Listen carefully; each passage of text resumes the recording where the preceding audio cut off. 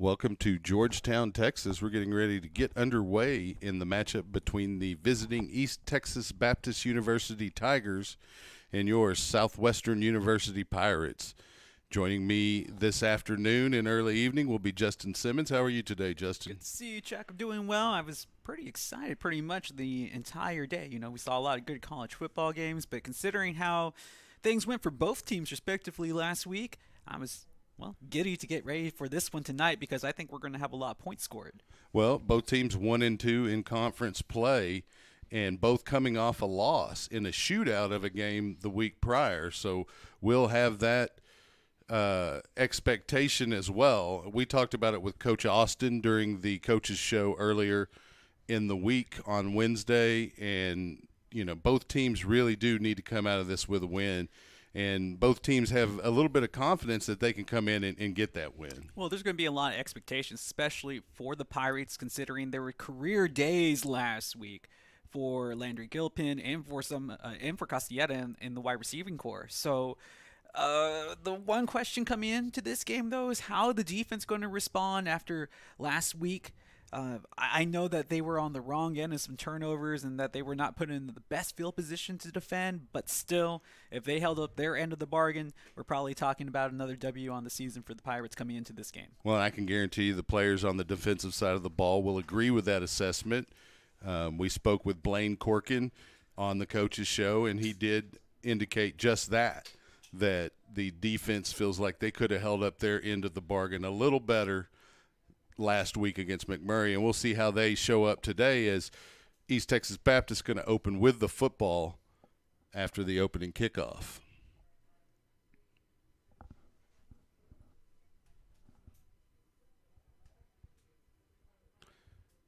Tigers are lining up onto the field now to return the kickoff. Charlie Fournier will be doing the kicking for the Pirates.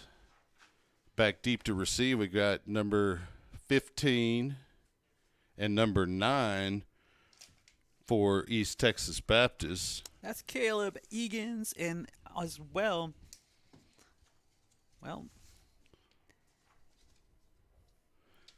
lot of these guys in college football definitely have multiple numbers. So and there's not a 9 on the roster, so maybe that's an 8, and I just didn't see it. No, it is a 9. Well, could have torn a jersey, something like that. They definitely didn't update the roster they provided to us, and the kick is fielded. Yep, you're right. That's returned. It was a fair catch, and so the ball will be marked at the 25-yard line.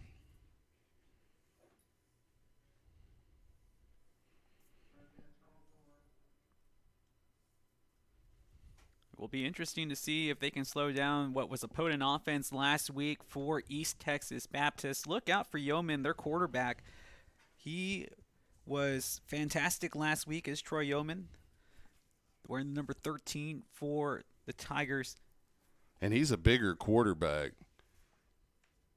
He'll take the snap, roll to his right, flip it on a slant intended for number 1, Tariq Gray, who's the big-time wide receiver for East Texas Baptist, and that pass a little off and falls incomplete. Yeah, Gray, another one of those guys that had a terrific week last week for the Tigers.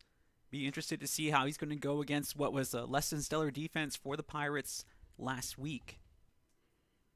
So it'll be 2nd down and 10. Clock stopped at 14:57 in the first quarter after that incompletion, and we'll have a whistle as we try to get the second play going, but it's likely going to be a call against the offense, and it is a false start. Hey, you know that the Pirates have not exactly been on the beneficial or on the right end of some of those calls this year, so it's good to have one starting early. That usually gets offenses off track. Let's see if it will help out the Pirates' chances. Tigers take a snap. Yeoman throws it down the left sideline, and an over-the-shoulder catch. They're going to say it was completed, and that is also to number 9, not on our roster for some reason.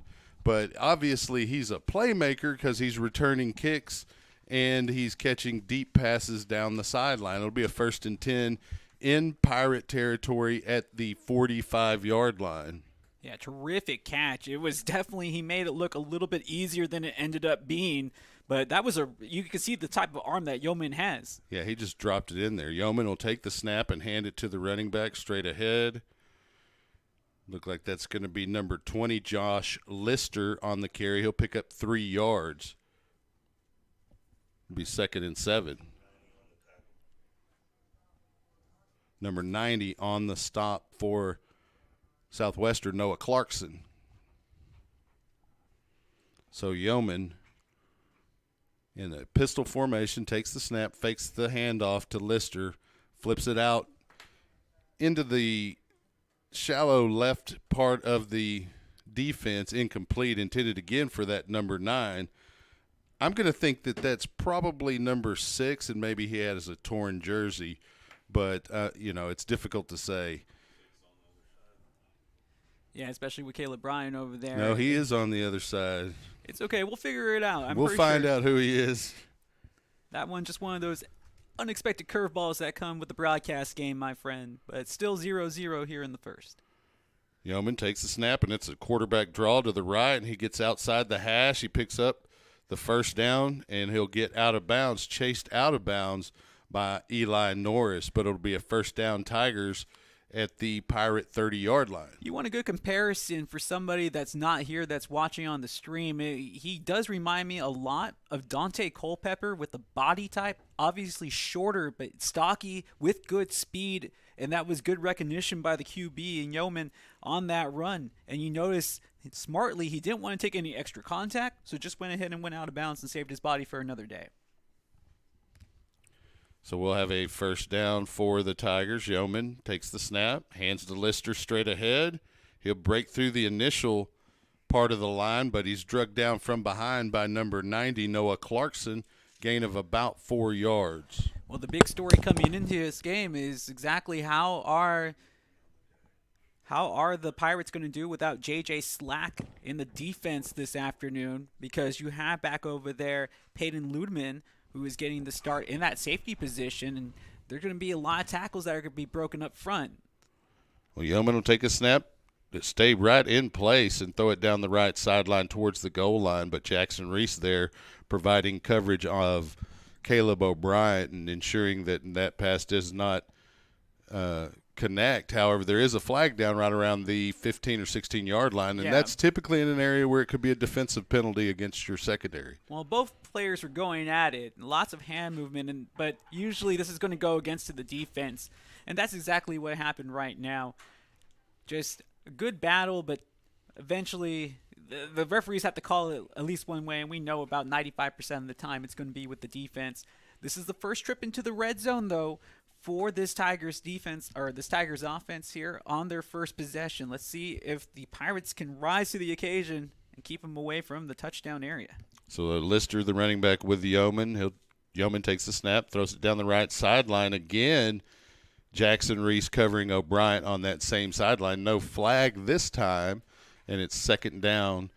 Ball still at the 16-yard line. Yeah, that was a good defensive look there for Southwestern by Jackson Reese, as he was able to keep him and use that wide sideline as an additional defender, if you will, and really made that catch difficult to try to bring in. It made it even tough to run a pass route.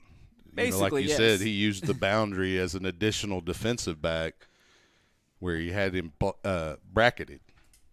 So 2nd and 10, Lister, the running back, with Yeoman. Yeoman takes the snap, looking to his left.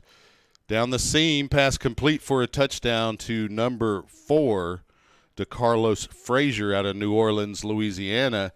And the Tigers are up early on the Pirates with 12:41 remaining here in the first quarter. The score now 6-0. Well, unfortunately, and you heard me talk about it earlier on this drive, no J.J. Slack, Peyton Ludeman there in for to replace him, and that was unfortunately the player who got beat on the coverage, as the Pirates were going man-to-man pretty much the entire way coverage-wise on this defensive series. Alberto Garcia in to kick the extra point, and he knocks it through, and the Tigers take a 7-0 lead. And we'll take a short break here, and we'll be right back on SHN.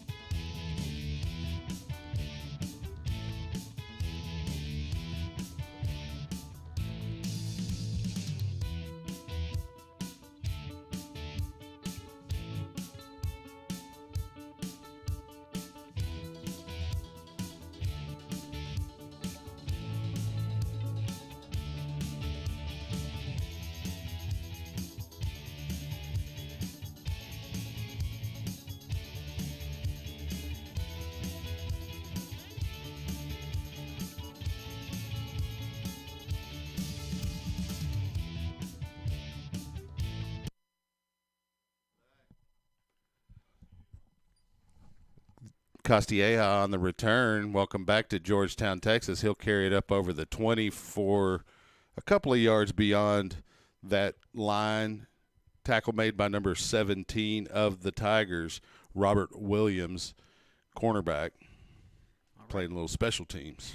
Yeah, first series of the day for this Pirates offense, and after Landry Gilpin coming off of that career day last week and loss, we're hoping that maybe that's going to translate to another big day here, and hopefully in a victorious fashion, but already in the hole to start this game off. Gilpin takes the snap. He'll roll to his left. After a spin, flip it out into the flat, complete to number 21, and that is Aiden Huerta for a gain of about 4 yards to the 26. Good timing on the route. Good turn. The offensive line buying him just enough time to get that ball away. Yeah, clock moving at 11:56 here in the first quarter. The Pirates down early to the East Texas Baptist University Tigers. Gilpin with Jaquan Marion in the backfield. Barks out his cadence, takes the snap. He'll fake to Marion, pull it himself, run right up the seam, and cut back to the outside. He's in the open field, 45 midfield. They're not going to catch Landry Gilpin. 25-20, 10-5, touchdown Pirates. And just like that, the Southwestern University Pirates answer the touchdown by the East Texas Baptist University Tigers. Well, there he goes again, a little Landry magic to get us started this afternoon. Or may I say this early evening. Either way, it is a full 6 for the Pirates. Good offensive blocking. He got the blocks downfield as well, but after that, it was pure speed for the former Mission Veterans quarterback. I was really excited. I heard a lot about this kid in high school, and now getting a chance to see him on the college level, he is not disappointed. Mr. Texas football coming out of high school. Will Herbst will put up the point after touchdown to tie the score in the first quarter. We'll take a quick break and be right back on SHN Sports. Stay tuned.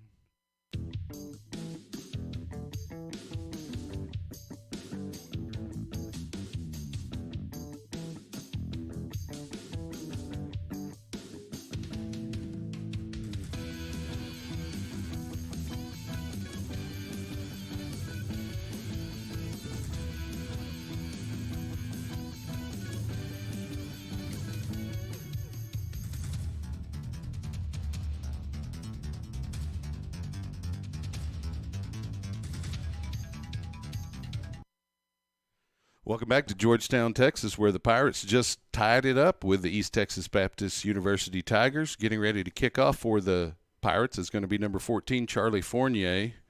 Back to receive for the Tigers, yet to be determined, number 9, and an addition, number 15, Caleb Egan's. We haven't discovered what the situation is with that roster. Fournier's kick is going to be fielded by 9 near the 10-yard line. He'll carry over the 15 to the 20 as he runs across the field. He's up over the 25, going to be forced out of bounds by number 11, Peyton Ludeman.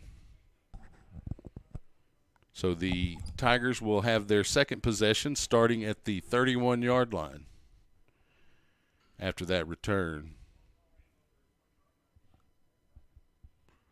And, of course, we don't have a crowd mic here at Birkelbach, and so we can't try to glean who that is from the PA announcement, if they're even aware.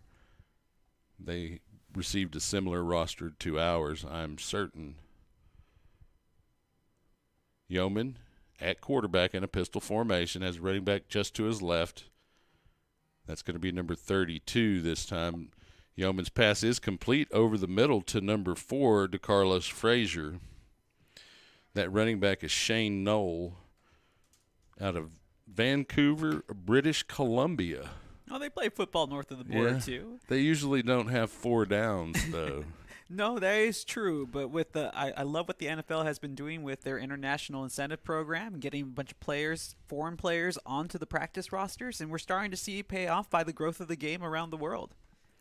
So we'll have a 2nd and 1 here after that completion, and the pass from Yeoman again to DeCarlos Frazier for a first down, East Texas Baptist. Now the line of scrimmage at the 46. Well, the defensive shape changing up for the Southwestern Pirates on this drive. Last time out, they went heavy man-to-man defense. This time, going heavy zone. I'm still trying to decipher whether that's cover 2 or cover 3. That remains to be seen. But you can tell that they are having to respect the wideouts and, more importantly, the throwing ability of Yeoman. So Yeoman takes a snap, drops straight back, looking down the left sideline, airs it out, and there's a penalty flag. Ball was not catchable, so I'm not really sure why a flag was thrown there. And it was thrown to number 2, yet another player not on our roster. Well, it's understandable, but regardless, Jackson Reese already knows from the other side of the last pass interference call that that's not going to fly in this game. And he's going to have to make adjustments to the way he plays, unfortunately, in order to not allow these mistakes to continue to allow these drives to move forward in a forward progress for the visiting Tigers. And, of course, the coaching staff there debating with the side judge their case, obviously, because understandable. It was a soft, out of reach. The ball was uncatchable. Now, granted, there was contact, but there's going to be some of that. But and you're going to be twice frustrated. Now, though. Yes, that's true, and you're going to know they're going to call it. So you do need to adjust. So Yeoman in the backfield with Knoll at running back. Yeoman drops straight back, throws one down the hashes, and it's complete to number 11, Austin Ahmad, for a touchdown, Tigers. And we are likely going to be in a shootout if we keep this pace. Well, unfortunately for the Pirates, that was the perfect offensive play call. Like I mentioned before, Southwestern going with a zone look, and the Tigers got the matchup that they wanted. They had a wideout on a linebacker, and 99% of the time, unless you have Bobby Wagner back there, the wideout's going to win. Right. And that's exactly what we just saw.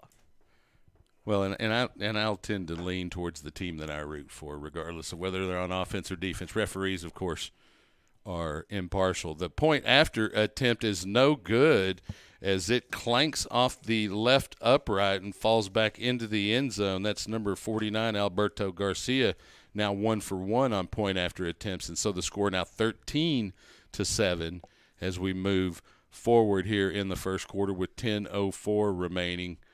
You can clearly see that the Pirates are missing J.J. Slack today, though. And it's already been well seen on the last 2 plays that resulted in scores because he would have been the player that would have been there.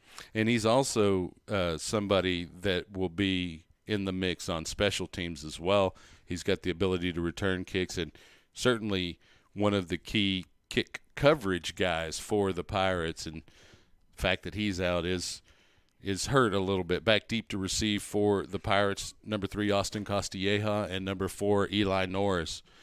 Kicking off for the Tigers is going to be number 49, Alberto Garcia.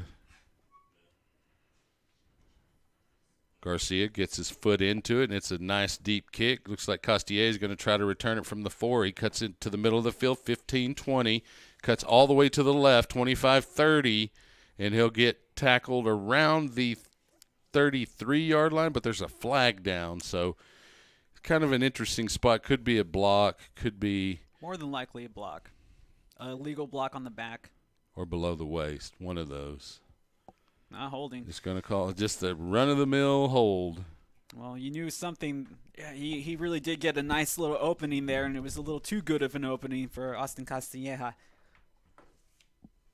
But after what the Pirates were able to do on their last offensive series, you will hope that will carry over to this second offensive series because right now, Pirates look like, and like you mentioned it earlier, we might be in for a shootout this evening. Some kind of a track meet or something. So the Pirates will come back out for their second possession at running back number 22, Brandon Jennings. And I take that back. They flip it out to Jeremiah Richardson on the play, and he'll catch it, but not much there as he's dropped at the line of scrimmage, second down.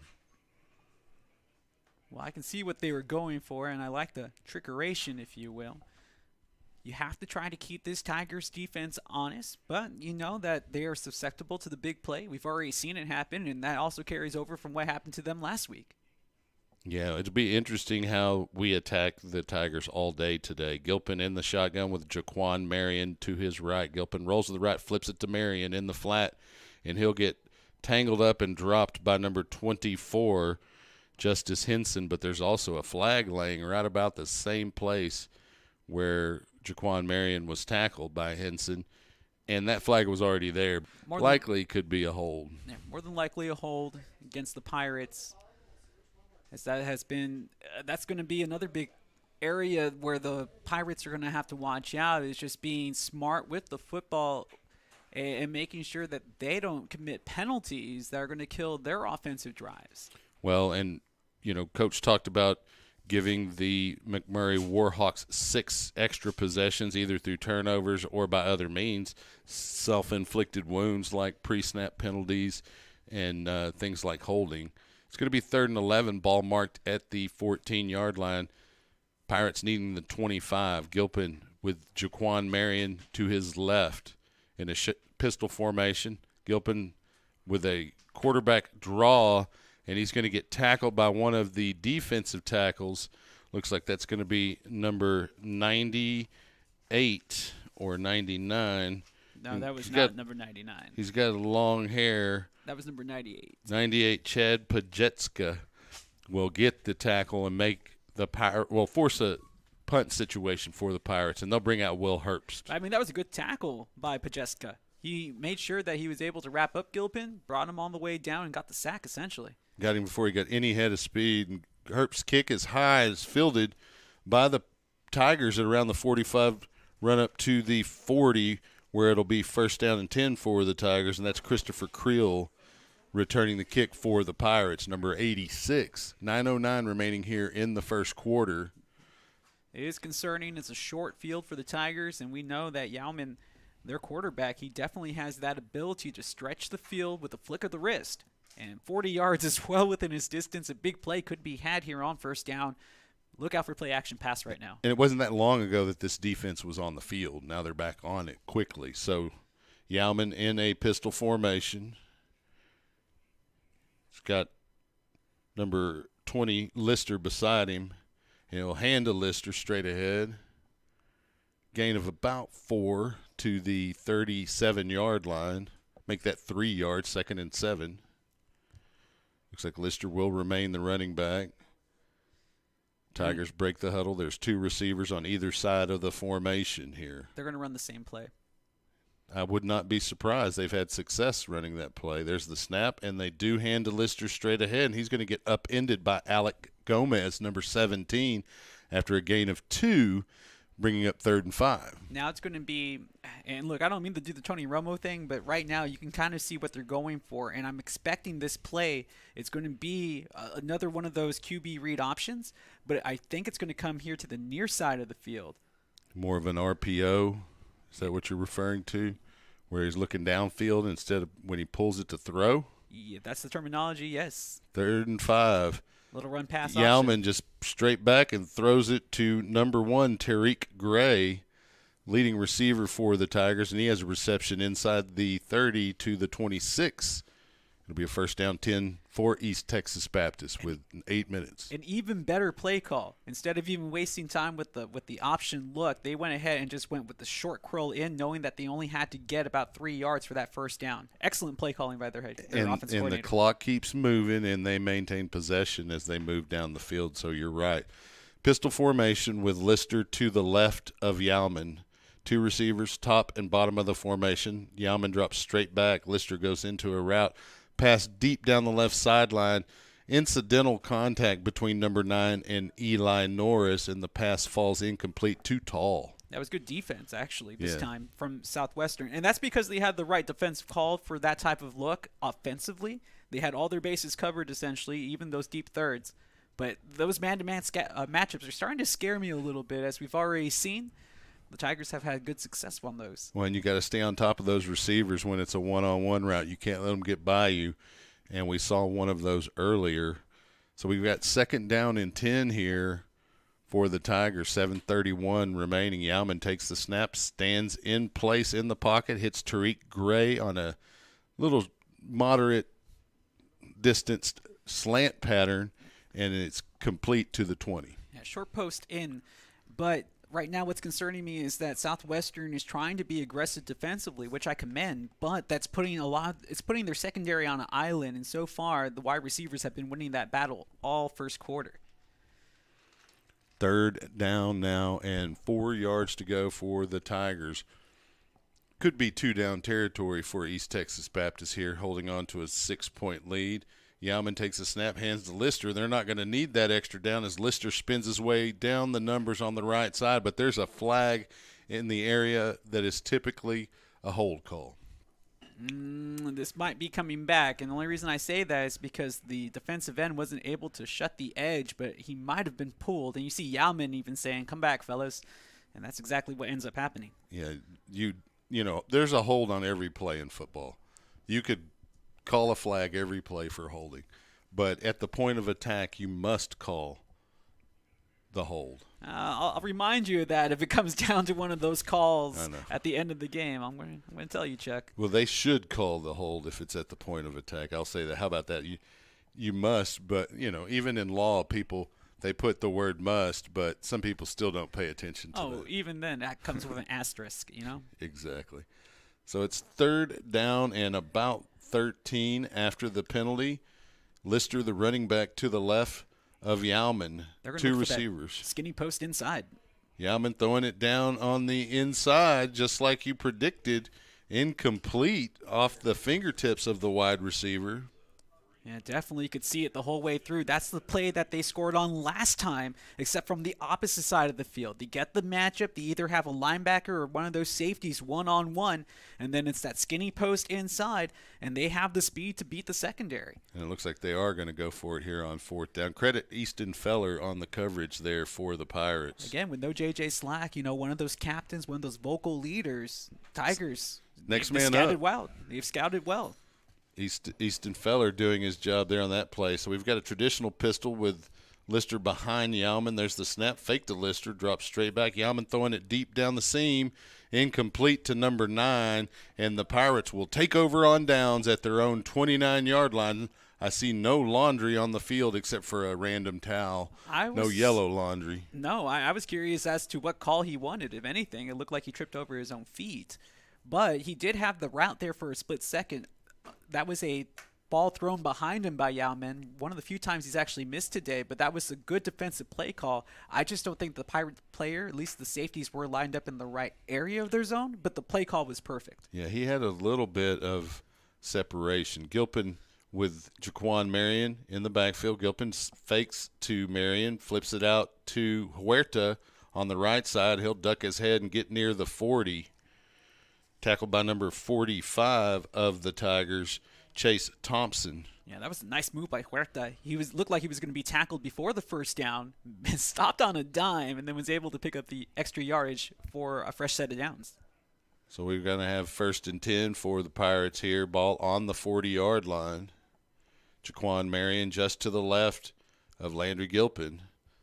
He'll take the snap, hand to Marion, who runs straight ahead, cuts outside. He's at the 45, midfield for a first down, and then some. They're going to put him at the 48.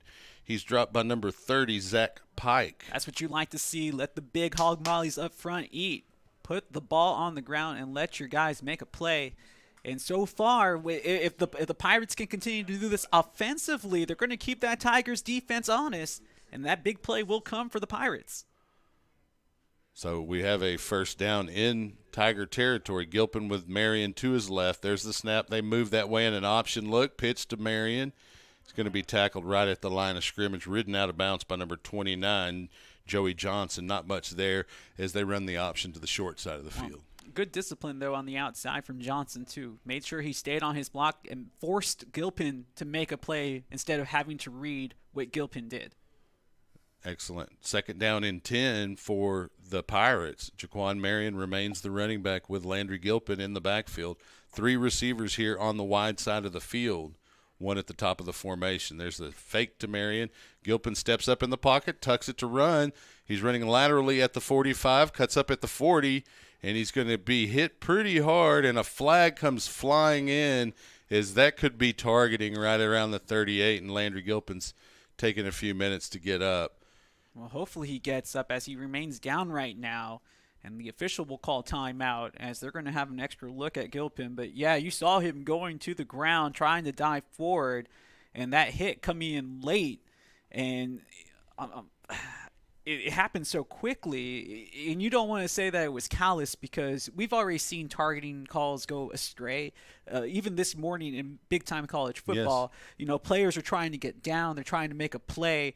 I can't sit here and tell you that that was intentional, but you hopefully feel that he's able to continue in this game, because if he cannot, and not to be selfish, that's a big blow for SU going forward, especially offensively. Certainly after the performance he had last week and the momentum he's built in this season, it looks like he'll be fine as he gets up under his own pressure. We just got to hope that he makes it through the concussion protocol, because that was near the head. That's true. Yeah, it was. Then that's why we saw a flag and additional.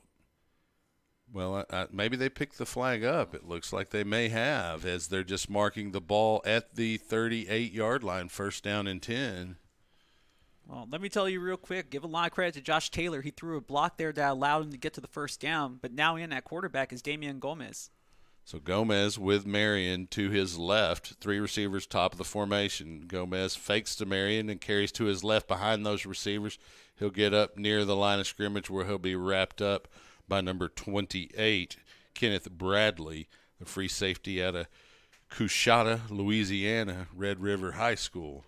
I was going to say, how did you know how to pronounce that name? You been there? No, but I've heard of there. Okay. There's gambling there. That's what I have heard of it. Oh, okay. Hey, everybody's adults here, for the most part. Well, there's it's a casino big-time college there, football. so I've heard tell. I haven't been myself, but I've heard tell. So Gomez with Marion. There's the snap, fake to Marion. Gomez flushed out of the pocket, and he breaks a tackle, and he's just trying to pick his way forward before he's tackled near the line of scrimmage.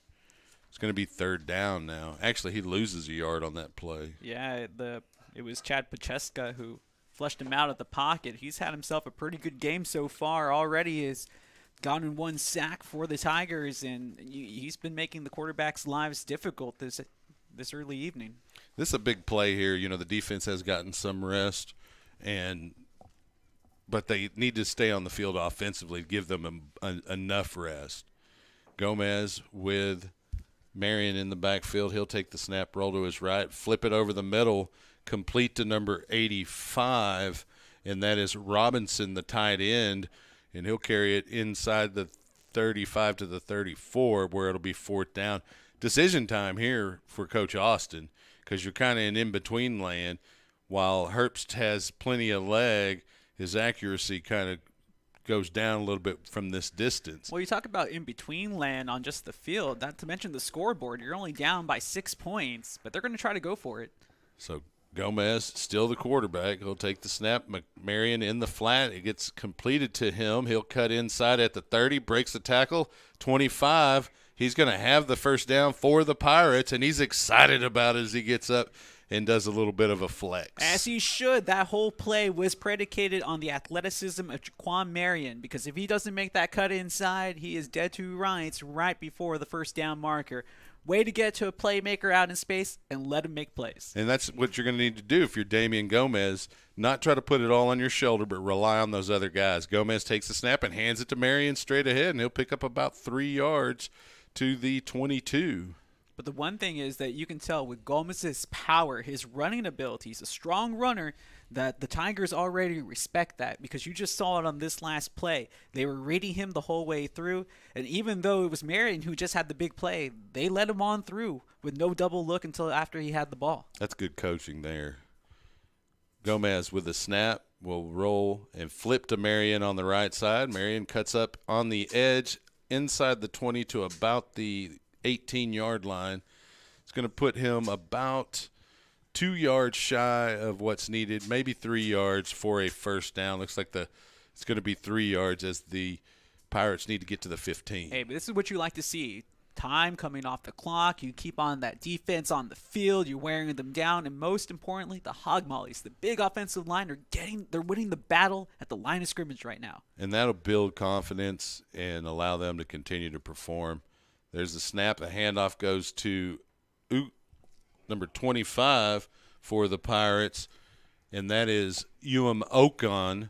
and he'll carry it for a first down over the 15 to right at the 14. Well, let me tell you, Ocon would have been gone if it wasn't for that shoelace tackle that stopped him right before pay dirt. But I like the rhythm of this offense. They're keeping East Texas Baptist honest on their defensive play calling. They can't be too aggressive, but they can't sit back too much either. They're kind of in between right now. So Ocon, the running back for Guerrero, and he'll flip it out into the flat to Huerta, who'll carry it for a gain of like maybe 3 yards. I like the idea because that gives your quarterback in Gomez the chance to build some rhythm in this game just in case you do need him to throw some passes long. That one a little low. I feel if he was able to deliver it to Huerta in stride, somewhere around the chest, in the number area, that he would have been able to turn it upfield and get a bigger gain, if not a touchdown. So Damian Gomez with Jaquan Marion to his left. Pistol formation. There's the snap. Gomez rolls to his left, has to step up from the pressure, and runs into one of his own linemen, bounces off, and that's going to be a loss for about 2 yards by the time he's brought down by big number 95 for the Tigers. This is a tough area of the field for the offense to have to work through, and it's because when you have the defense like this, they can run a zone defense, and they don't have to cover so much ground. Right. So they're allowed to. You start running out of area to cover the closer you get to the goal line, and so it is tougher to score in that red zone area. Yeah, they didn't want to respect that 5 wide receiver look, so what they did was send the blitz and just try to win on the overload, and that's what happened. And that's the end of the first quarter, so we'll take a quick break. Score 13-7 here at Birkelbach Field. Stay tuned on SHN Sports. We'll be right back.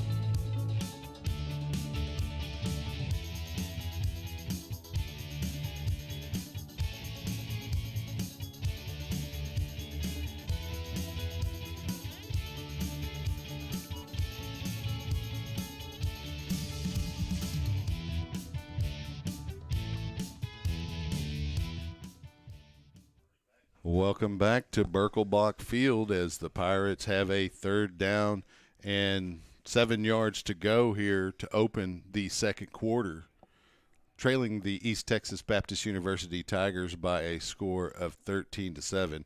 As they adjust, it's more of a 3rd and 12.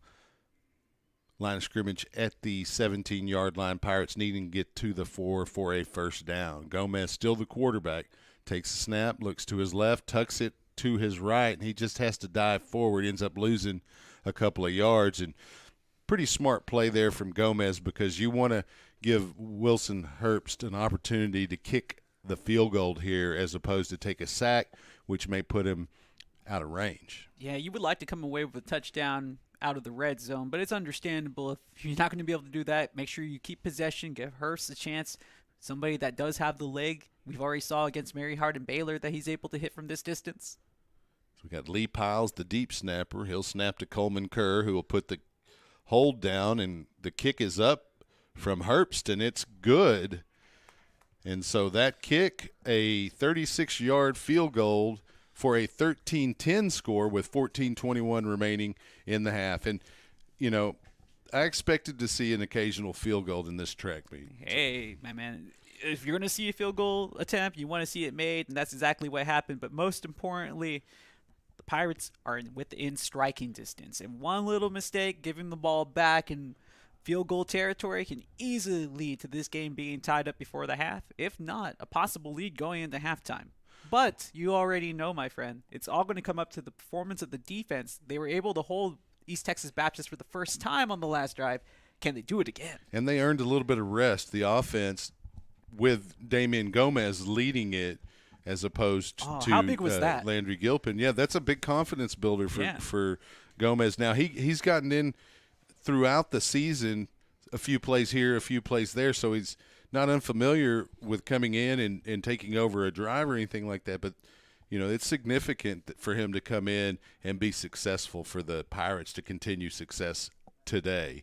So Charlie Fournier will kick off for the Pirates, and back deep again, number 9, who we're not sure who that is, and number 15, Caleb Egan's. But you've already mentioned it here today. We've already seen other teams fail with backup quarterbacks in, and right now Southwestern is still performing well with theirs. Kick fielded by number 9 at the 15, and he moves kind of at an angle across the field up over the 25 to about the 28 before he's stopped on the tackle, number 31 for the Pirates, and that, of course, is Jamarcus Ross. It's going to be up to the defense to come out here and to make some plays. If they can get a turnover, obviously that would be ideal, but we have a new quarterback in for the Tigers. I wonder what happened to Yauman. That's interesting. Let's see. Because, Yauman was coming off of a career day last week. That's number 9? That can't be a 9 because – even if it is, there's still not one on the roster. The quarterback will take a snap, and it's number 5. He runs straight ahead over the 35 to about the 37. He's going to be stopped by Peyton Ludeman, and the ball is out, but the whistle is blown dead, and we have a player that is down, and the training staff is coming out to see the big offensive lineman. And that quarterback is Kobe Kraft. 2 C's instead of 2 K's. Well, maybe that will make him a little bit more crafty. We will have to see. But hopefully this gentleman that is down right now is hopefully will be okay as the training staff is out to take a look at the offensive lineman that is still on the turf. But that's a good question, though, coming up is why is Kobe Kraft in the game, the sophomore from Keller, Texas? What happened to Yauman? We've already seen that he has the arm. He looked to be okay coming off of the last series. But, man, we have more questions than answers right now. You can get hurt just running off of the field. We're a little older now. That might happen to us. But Landry Gilpin blew his knee out without any contact 2 years ago. And, I was the sideline reporter. I watched it. I'm like, that's true. How did that happen? But, you plant. Sometimes there's a weak spot or who knows what the issue is. Oh, yeah. Just because it's turf doesn't mean that every spot is. It's not as forgiving. But the player is being helped up and carried hopping off of one leg off the field. That's the offensive lineman from Round Rock, Eric Ariano. So hopefully he's okay, as I would imagine that he does have some family in the stands that made the quick trip from Round Rock to Georgetown to watch him play. You never want to see anybody go down. No, and that's a long drive from Marshall, Texas to Georgetown. And, you hope that you don't have to spend any time in any care facility or anything like that. Hopefully he'll be fine. Now, we determined that number 9 is Samaj Boyd for the East Texas Baptist University Tigers, so we at least have his number now if he's going to be returning kicks, because I expect the Pirates to kick a few off this evening. So coming out of the injury timeout, it's 2nd down and 2, ball on the 37-yard line with 13:53 in the half. We'll say it would be ideal if there's a lot of kickoffs for the Pirates. That means a lot of scoring. That's why I mentioned it. Kobe Kraft, the quarterback, will take a snap and run straight ahead and release the ball as he's running. Very interesting delivery there, because he showed a draw, and as he neared the line of scrimmage, he raised his arm up and fired it incomplete, but it was a interesting delivery. Well, it's all about trying to add different wrinkles to – 20 years ago, offenses like this were state-of-the-art, brand new, gimmicky even. But now they're just running the mill. Everybody does it. So most defensive coordinators have figured out how to read most of the play designs. They've seen it enough times. What wrinkle can you as an offensive coordinator create to make yours stand out? So Kobe Kraft will take a snap, and we'll have a whistle, and it's a timeout, East Texas Baptist University. We'll take a short break and return after this timeout. Stay tuned on SHN Sports. For Justin Simmons, Rich Hensley, and Mickey Holden, we'll be right back.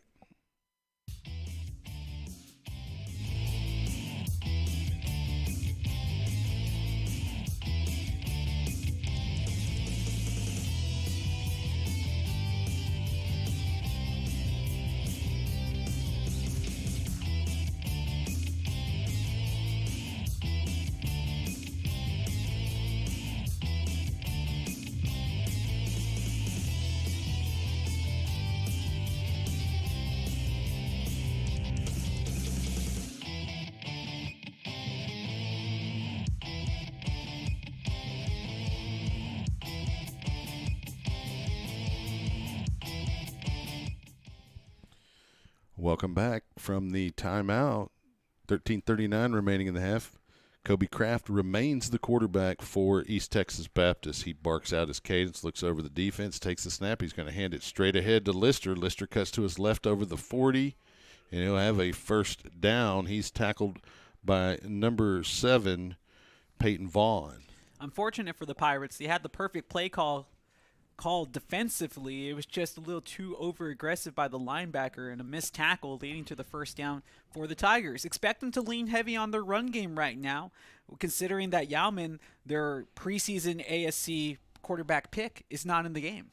It's interesting because we have no idea why. We saw no indication as to why it should happen. We have a pistol with a fake to the left, and then Kraft fake to the right and run to the left, and Kraft will have a first down over midfield inside the 40 at the 39 of the Pirates, and the Tigers on the march. Pirates too aggressive on the defense. They overcommitted to the movement off the offensive line. It was a broken play in the backfield, and give credit to where credit is due. Kraft saw the opening, and he has the athleticism to get to the outside and made a play.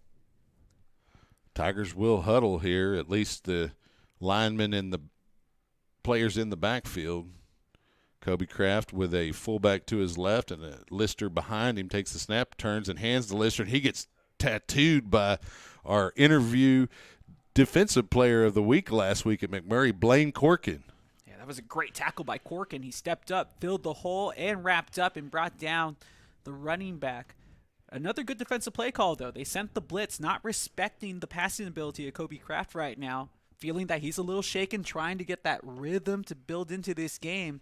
Again, being thrown into the fray, if you will, after Yauman had been impressive early on. Well, I asked Blaine Corkin, what's your favorite part of linebacker, coverage or what? He said run fit, and that's why you see right there he loves to get in there and hit. They'll send Lister into the flat, screen pass to Lister, and look who's there, Blaine Corkin. Tattoos Lister as he tries to jump over Peyton Ludeman. So they're going to say that was an incompletion because the ball was on the ground. I want to know what the call is because the running back, if you want to go back to the saying, make a football move, it looked like it was well within his hands, and it was Corkin who hit him second, not the first time. Right. He was jumping over Ludeman when Corkin hit him, and after all the commotion, the ball's just laying on the ground. Alec Gomez had his hands in the air, and just now he's running to the sideline with his palms to the sky. Why was that not a turnover? I understand the frustration, and I understand. A shout out to our listeners that are chatting in the chat room from Southwestern, as well as some of those East Texas fans that are joining our broadcast. Obviously, a Pirate Pro broadcast, but that was touchy officiating. Kraft flips it over to the left, and the pass is going to be complete to number 2. No, that had to be incomplete. Yeah, so they're going to say he was out of bounds, didn't get a foot down. Which is good because that's exactly the correct call, and that's not being a homer. That's just the right call. This might be the first punt that we see today for this East Texas Baptist squad. And they're kind of in the middle of no man's land. We said that a lot in the last drive for the Pirates, but here you might have to respect the fake punt just because I'm not sure if this is something that they're going to try to really do, considering that it wouldn't have to be a far kick. Well, Alec Child is listed as a quarterback on the roster, but he's in to punt. And he kicks a high one, fair catch signal from Austin Castilleja, and he'll make that catch right around the 21-yard line where the Pirates will take over with 10:48 remaining in the half. Okay, this is good. This is really good for the Pirates. You're in no rush. If anything, you can go ahead and utilize that run game that was successful the last time out on that last offensive series that led to a field goal. If you only get the 3 points, that's good enough for a tie before halftime. That would make the game 13-13, ideally a touchdown, but this is the second offensive series for Gomez since Gilpin had to come out of the game after that hit. Let's see how he performs here. So Gomez with Jaquan Marion just to his left. Barks out the cadence, takes the snap, hands to Marion going right. He'll cut up right on the middle of the field, carry it over the 35 to the 36 for a first down. They're going to mark him at the 35. You'd love to see this. Jaquan Marion having himself a day here in the first half. Big play after big play after big play. One of the things that I was impressed with Marion against McMurray was that in addition to carrying the load on the ground, he also blocked well for his quarterbacks when they ran. Gomez takes the snap, fakes to Marion, and he'll cut up on the left hashes, lower his shoulder, and get close to the line needed for the first down. They're going to give him 9 yards to the 44. Oh, man, he's a load to bring down, but the one concern I do have, you already know that you're without Gilpin at least for at least this half, it seems, because we haven't seen him on the sideline again. And he's taking a big hit going into contact. He needs to stay healthy. That's not the way Gomez likes to play, though. Gomez takes the snap, hands to Jaquan Marion, going the other way, and he'll spin his way over midfield to the 49-yard line. And you just got to keep Number 24 on the stop. You got to treat. That's Justice Henson. Go ahead. Yeah, you got to treat Marion like you would Zeke Elliott right now. Just keep on feeding him the football until this East Texas Baptist defense shows you that they are going to be determined to stop the run. So Gomez in a shotgun formation with Marion just to his left. He'll take a high snap and get his hand on it, hand it to Marion. Going to the right side of the formation, Marion will pick up 2 yards before he's tripped up. Unfortunate. The play call was there. They had the man-to-man look that they wanted, and they had the outside on that weak side that they were running to. It was just a bad snap. Give a lot of credit to Gomez, though, for that one-handed bring down. That was a one-handed stab. You know, that's the kind you go up for on an alley-oop if you're a post or a forward in basketball. Oh, yeah, he snatched it. So he'll remain the quarterback. Pistol formation, 3 receivers here on the near side, a single receiver at the top of the formation. Gomez takes the snap, drops back, tucks it, and he's going to be forced to run. Gets a hand in a defender's face. That's big 95, able to drag him down after taking basically 100. That can't be right. 195-pound freshman out of Naples playing defensive end. I imagine should be a 295 more likely. Third down and about 6 yards to go here. Make it 7 for the Pirates. Gomez, the quarterback, Marion beside him. There's the snap. They'll hand to Marion. He dances around in the middle of the line, and he's going to meet 2 or 3 Tigers right near the line of scrimmage. They're going to give him a gain of 1 as we wind down under 8 minutes left in the half. The Pirates will bring out Wilson Herbst to kick off, or punt the ball, rather. Back deep to receive for the Tigers. We're going to have number 86, and that is Christopher Creel. It might be a little too early for a fake punt right now, but we do know it's in the area of the field where you'd want to do it. That's what I'm thinking of right now. Herbst will roll to his left and then punt it.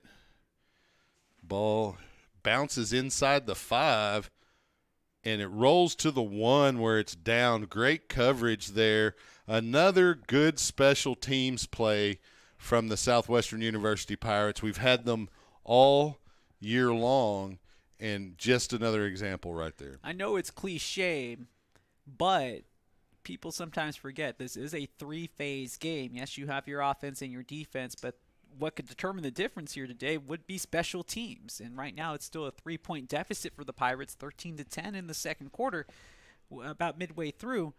But with special teams force the offense to have to work the full range of the field, it's going to be difficult.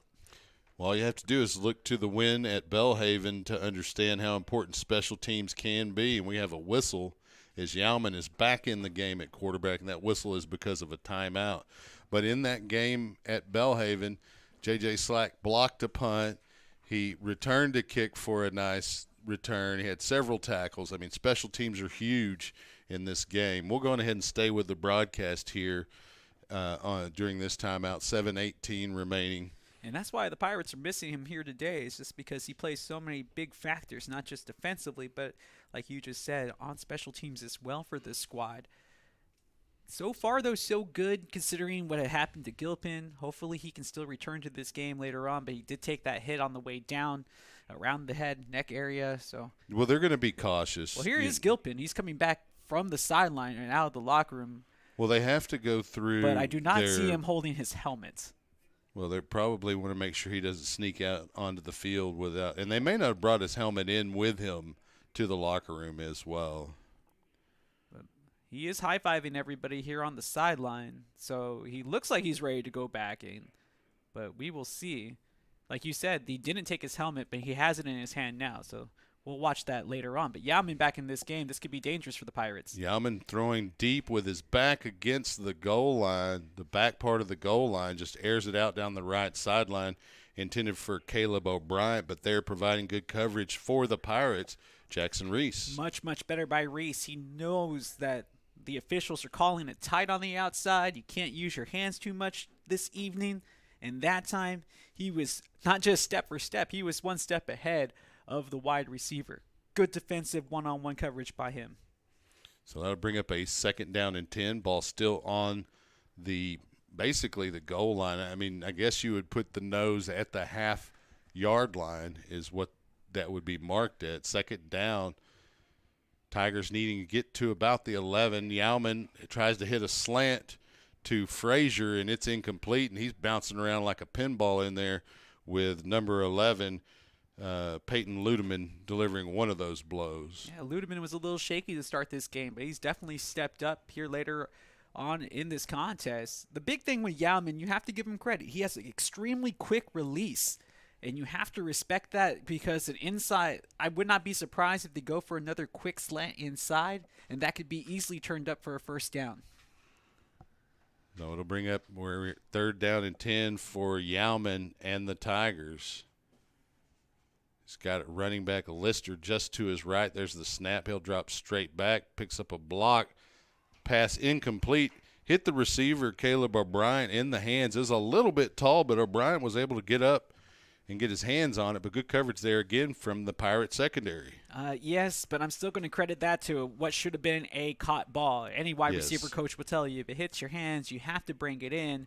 And I know this is the Pirates broadcast, but beneficiaries of a misplay there offensively, because that should have been hauled in for a 1st down. Well, and this is the kind of situation where the Pirates special teams has taken advantage this year. It's around the area where J.J. Slack got his block, and there's the punt attempt. Quick kick, high. It's going to be fair caught by Austin Castilleja at the Tiger 33. I want to go on ahead and shout out all of our sponsors.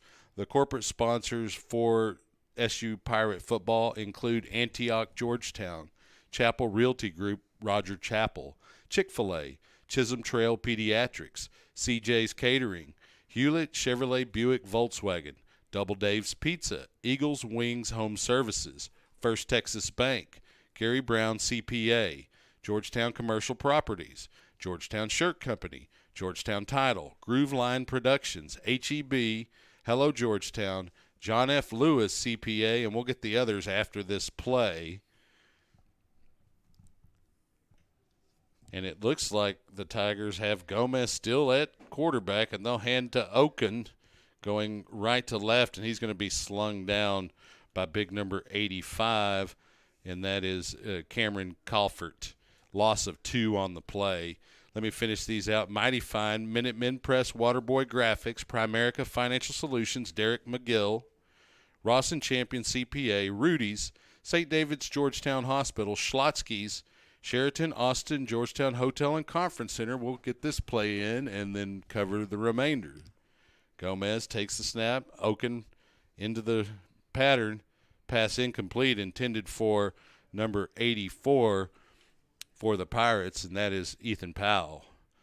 The remaining sponsors are Stephanie Featherstone State Farm, Upstream Investment Partners, Scott Olson, Waterburger, and Wolf Ranch. We want to thank all of our sponsors as they make this broadcast possible. Oh, definitely. Bringing it free of charge to all of our friendly Pirate viewers, as well as those from the Tigers, and even the ones that don't like our commentating. Come on, man. We all know that they don't change quarterbacks just to change different looks. Come on, man. Gomez drops straight back, throws it down the right sideline.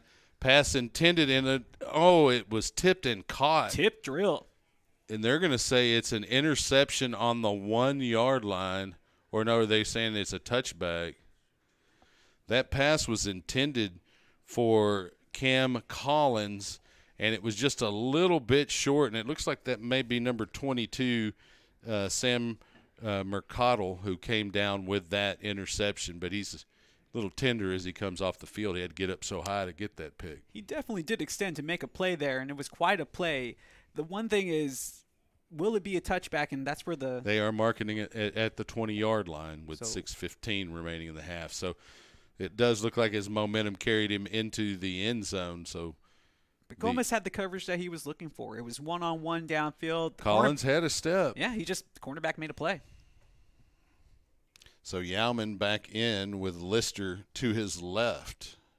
Yauman looks over the defense, takes the snap, drops straight back, looking downfield, swings it to his left to Tariq Gray for a first down over the 30, and the Pirates, a whole crew of Pirates, converge right around the 34 to bring Gray down. It'll be a first down, Tigers. So again, he's the dangerous receiver that has been really a thorn in the side of the Pirates over his career. Well, that and the rest of the receiving corps has had some drops here today. It would make the game much different had those passes been complete. But you have to respect the quick release from Yauman, and you know that he's been rather accurate with his delivery today. Playing very well to this point. Yauman has Lister to his right. Yauman takes the snap, drops straight back. Looking to his right, passes complete to number 80, and he's going to get ridden down by number 7, Peyton Vaughn. The receiver, number 80, is Donnie Givens. Gain of 5 on the play. They gave him an awful lot of forward progress on that play. Yeah, it looked like maybe an extra 2 yards, but regardless, it's going to be 2nd and 5. Tigers need to get to the 44-yard line. Lister will remain the running back beside Yauman. There'll be 3 receivers on the wide side of the formation at the top of the screen. Yauman takes a snap, and they hand to Lister straight ahead, and he bounces out of the way of Blaine Corkin, but sitting there waiting for him, big number 77, Nick Hackett. Yeah, that was just one-on-one defending on the inside this time. There was no overload matchup in the box. That was just pure good playing from the defensive line for the Pirates. Now on this 3rd down, don't be surprised if they stay in the same formation to the Tigers. And again, watch out for that skinny post on the nearest slot receiver on the far side of the field.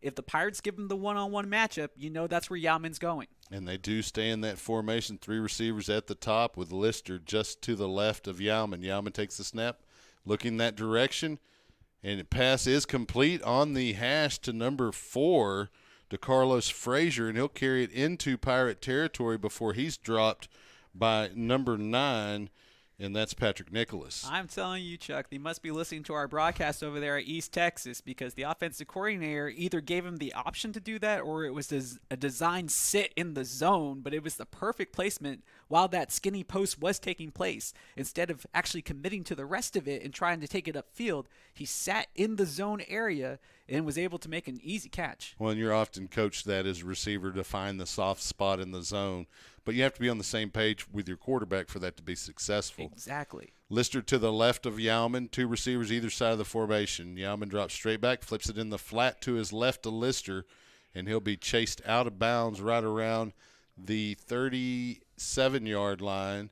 So a gain of about 4 for Lister. Well, the thing is, I like to think that head coaches have lightened up over time, but you still have some that are tight on the reins, and then you have others that are willing to let their players kind of have those option plays where they get to make decisions in the middle of their routes. So I can't tell you exactly how they coached it. It's very nuanced at times, too, because run-pass options, similar to what East Texas Baptist does, can get you in trouble because linemen can be downfield if you don't execute on time. Exactly. Pistol formation, and we have a flag as there's lots of movement by the Pirate defense. I don't know if they were able to, or they're going to be penalized for causing a offensive lineman to move, or if they moved simply because an offensive lineman moved. Yeah, if anything, it was in between the guards where the movement was taking place. It's going to be a false start against the Tigers, so that'll back them up 5. It'll make it 2nd down and 11. New line of scrimmage should be the 42-yard line, and that's where they'll put the football. That's the 42 of the Pirates. And 5 yards doesn't seem like a whole lot, but in this instance, it can be a big difference between a field goal and a possible touchdown. Pistol formation, Lister behind Yauman, fakes to Lister, throws down the right sideline, has Tariq Gray, and it's intercepted. Eli Norris dives up into the air, goes to the highest point, and makes the reception above Tariq Gray, as well as another Pirate defender. Oh, he yoinked it right out of the air. Double coverage. I don't know what Yaman was thinking. I know he has the arm, but clearly he double was thinking, coverage. I got Tariq Gray on the right side, and, he's a seventh-year senior. If you're a Pirate, you've been seeing him every season for the last several, and you think, it's money most of the time. Why not throw it? But we talked about it earlier. This defense, they have to make some plays to give their offense a chance to get back in there and take some swings at this Tigers defense. And finally, they get a big play, and that should only be able to build the confidence, not just defensively, but for this whole team. Well, Landry Gilpin back in the game. That helps with too. Jaquan Marion to his left. Gilpin takes the snap and hands to Marion, who'll cut right up the middle. He'll get it over the 50, breaks a tackle at the 20, and he'll carry it up near the 30.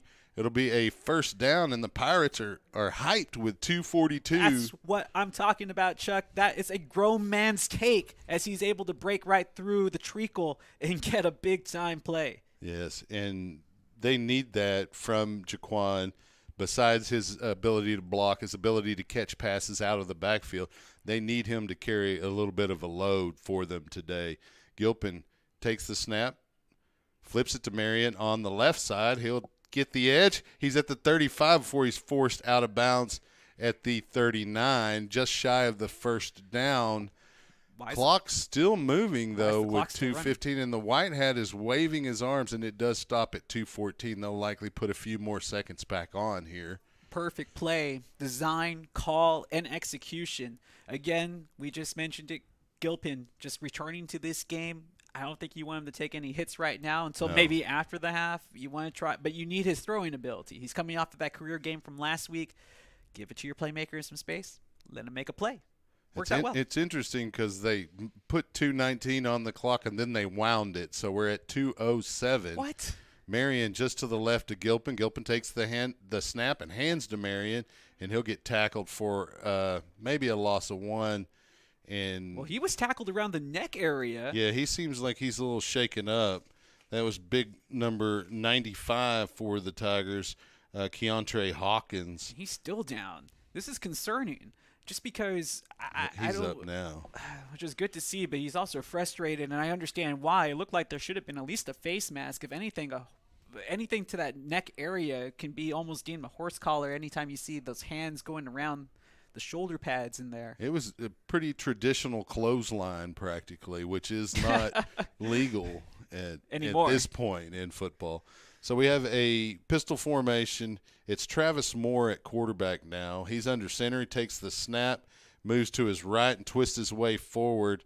It looks like he's going to be short depending on the spot, and it does look like they're marking him short about a half yard. If he got anything, my friend, maybe about 2 inches. And so it is fourth down with 1:35. But the line scrimmage did move up about 6 inches, though, so it's a little bit shorter. They did move it a little bit. He did spin forward slightly, and it's just hard to see from up here with all of those bodies to tell where the football was when his knee was actually down. That's true, but even I would have thought that he was short.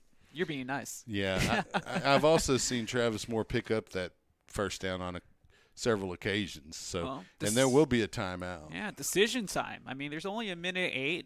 This is a short field that you're working with in the sense that you're not even past the 50-yard line. Do you really want to risk it and give the offense for East Texas Baptist an opportunity to even get a long field goal to kind of increase that lead going into the break? Or are you going to take a chance? Or are you just going to punt this away and hope that your defense holds again as they have for the last 3 series? It's a tough decision because you'd like to think that under any circumstance against whomever, even Mary Hardin Baylor, you can get a half a yard on a given play with your starting 11. But strategically, as you mentioned, punting it away puts them further back from any points more than likely. I mean, I say go for it, but that's just me. I'd It's go not for it's it not here, my too. job on the line. And it does look like they are going to go for it.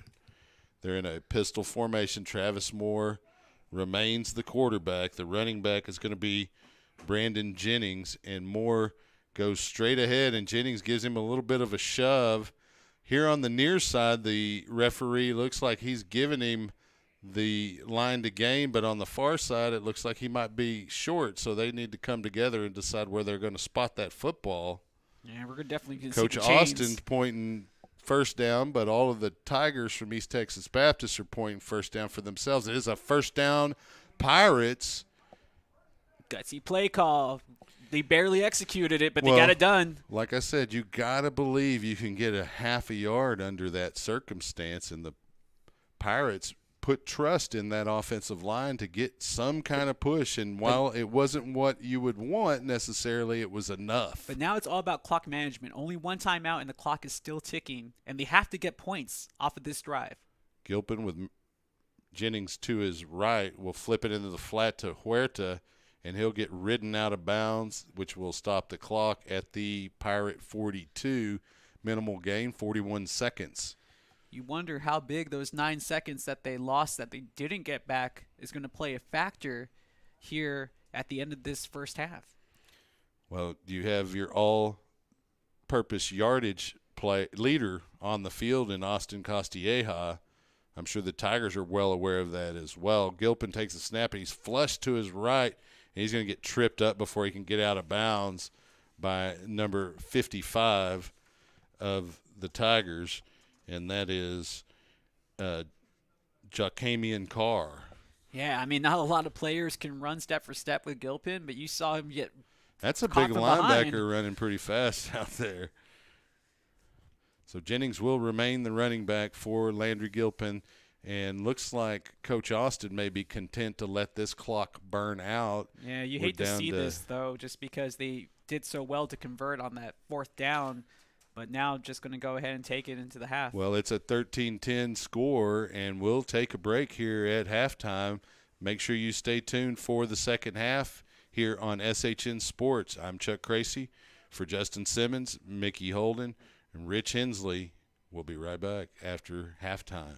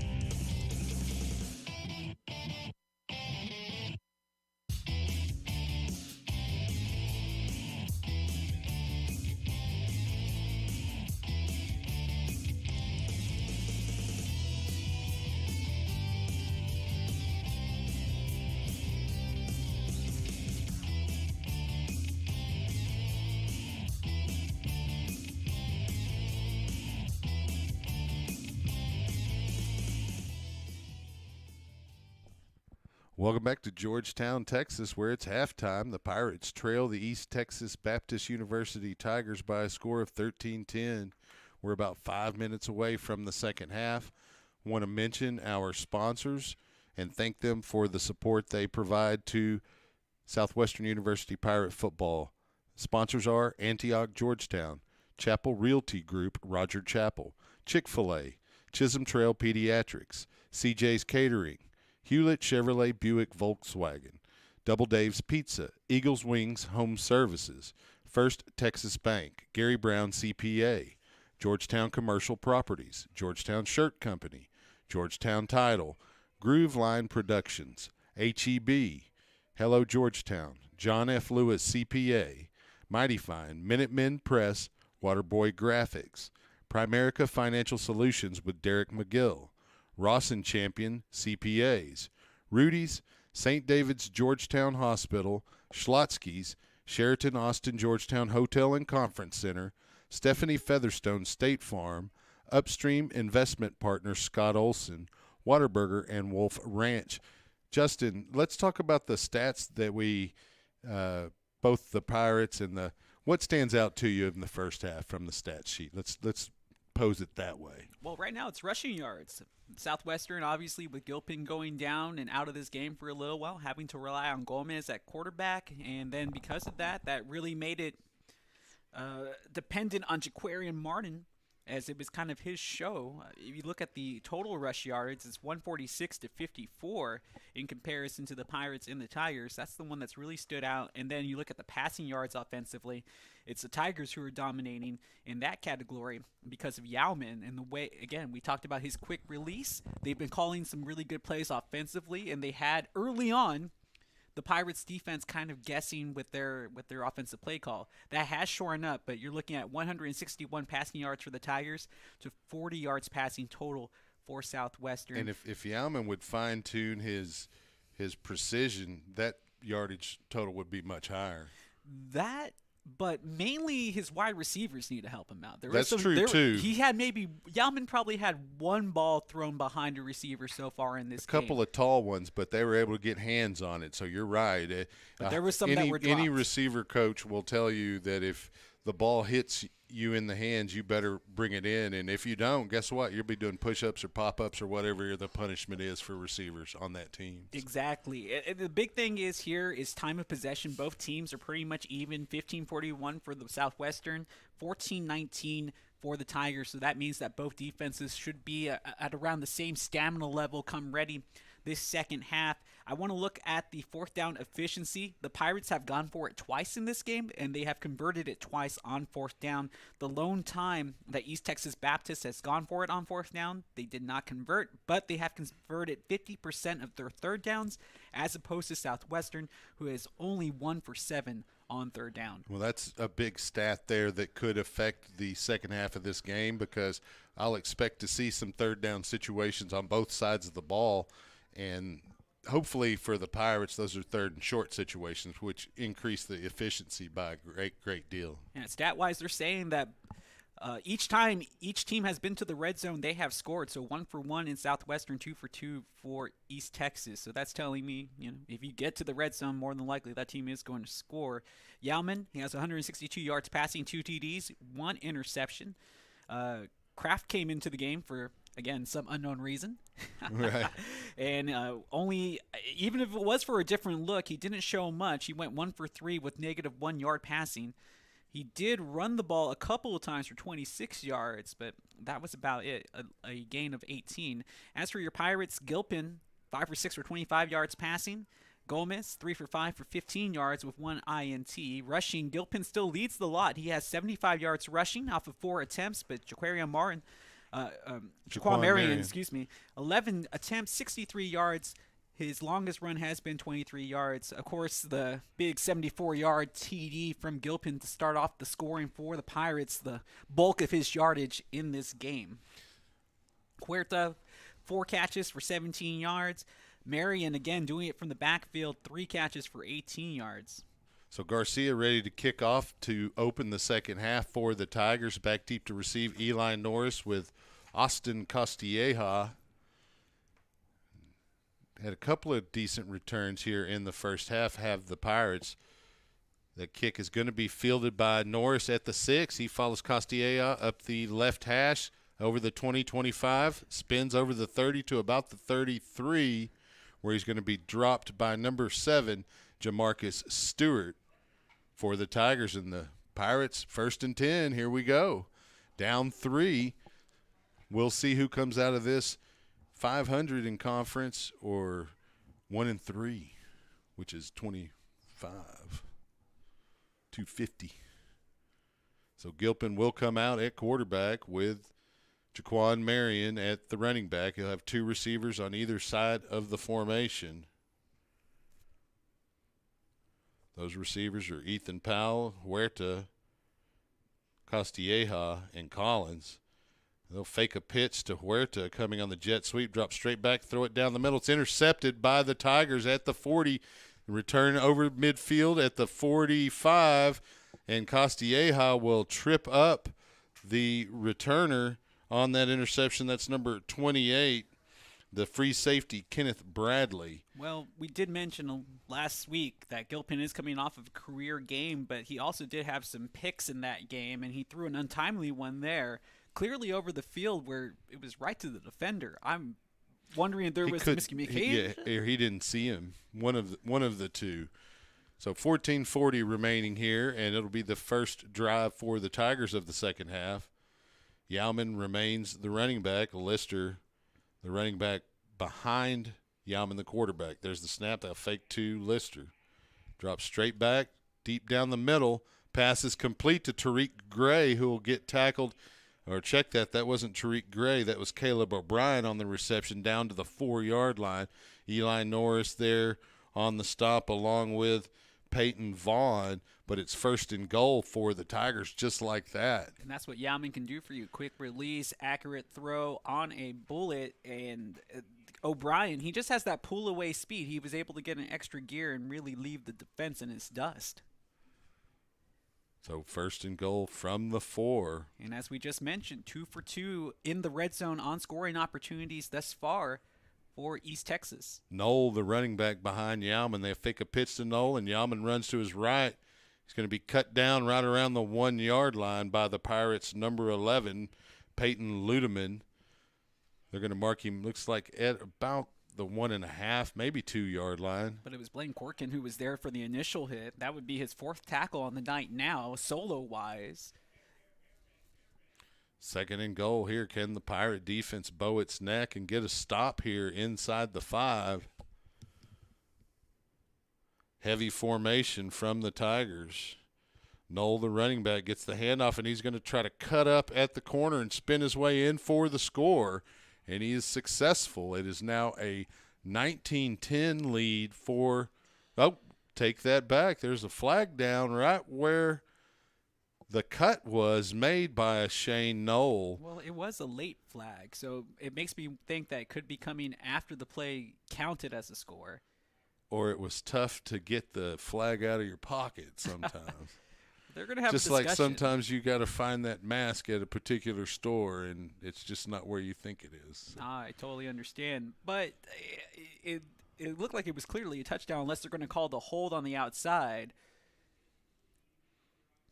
Well, the line judge definitely signaled a touchdown. We'll see here. They are counting the touchdown. Unsportsmanlike conduct against the Tigers. So that'll be assessed on the kickoff, which could set up a decent return for the Pirates in response to this early third-quarter score by East Texas Baptist University. The place kicker, Alberto Garcia, in. Holding will be Tariq Gray. Who better than someone with such good hands? Snap, hold is down. The kick is up. And it is good. It is now a 20-10 lead for East Texas Baptist University. We'll stay here with the broadcast as we continue on here in Division III American Southwest Conference action, hosted by the Southwestern University Pirates here at Barkelbach Field in Georgetown, Texas. Yeah, 20-10 though, that's tough, especially with the way that the first half ended for the Pirates. They were able to convert the fourth down, but even at home didn't get the home field advantage because the clock ran off that extra 9 seconds, and you feel that it was a little detrimental to what they were trying to accomplish, trying The to get whole a score point of late. running out of bounds is to To stop the clock. clock. Now, granted, sometimes the officiating crew will indicate that the receiver stopped his forward progress before he stepped out, and therefore it's clock still moving because he was stopped before he goes out of bounds. But we But went, that looked obviously like he was trying to stop the clock. yeah. So to come away with no points then, and then to come out right at the start of the second half and have a turnover when you haven't had a turnover all game, that was definitely a big momentum changer. And now you have essentially a 10-point swing, as it's been 10 unanswered for Southwestern, and they need to find their offensive groove. Garcia puts his foot into this kickoff. It's going to be fielded by Costilla at the 20s, over the 30, cutting across the field at the 40, cuts back across. He's at midfield, 45. He's got a blocker. No one's going to catch him. 10-5 touchdown Pirates. There is a penalty flag right around the 42-yard line, which is unfortunate. What a return by Austin Costilleja. Yeah, you have a player down for East Texas who is writhing in pain, but he's up to one knee. You figure that's where the penalty, maybe a no-look block. Well, they Can't- generally try to throw the flag where the penalty occurred, and there is also a hat removed from one of the referees, which generally means that one of the players went out of bounds and came back in and touched the ball in most cases, but who knows? Because you said it just moments ago. The penalty, the yardage was assessed on the kickoff. There was going to be a chance for a big return, and obviously the Pirates able to get that if everything holds. But considering that there looks to be like two flags down, Yeah, essentially, it could be two flags by the same official, and there is discussion with that hatless official at the moment. I didn't see anything else out of the ordinary, but again, there's always that blindside block that's no longer legal that can always happen, and it's a 50-50 area around that shoulder line. We call those decleaters. It's going to be a hold.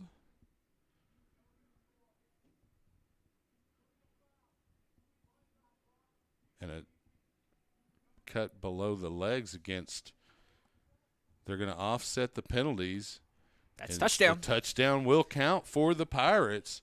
That'll make the score 20-16. Oh, they're re-kicking. That's what they're doing. That's unfortunate. The good thing about that is your East Texas Baptist Tigers just sprinted down the field once. Now they're going to have to do it once again with 13:08. Of course, Austin Costilleja also just sprinted not took it to the only up house. and down the field, he zigzagged up and down the field. So Costilleja will come out along with Elijah Norris to return this second kickoff from East Texas Baptist. So a do-over.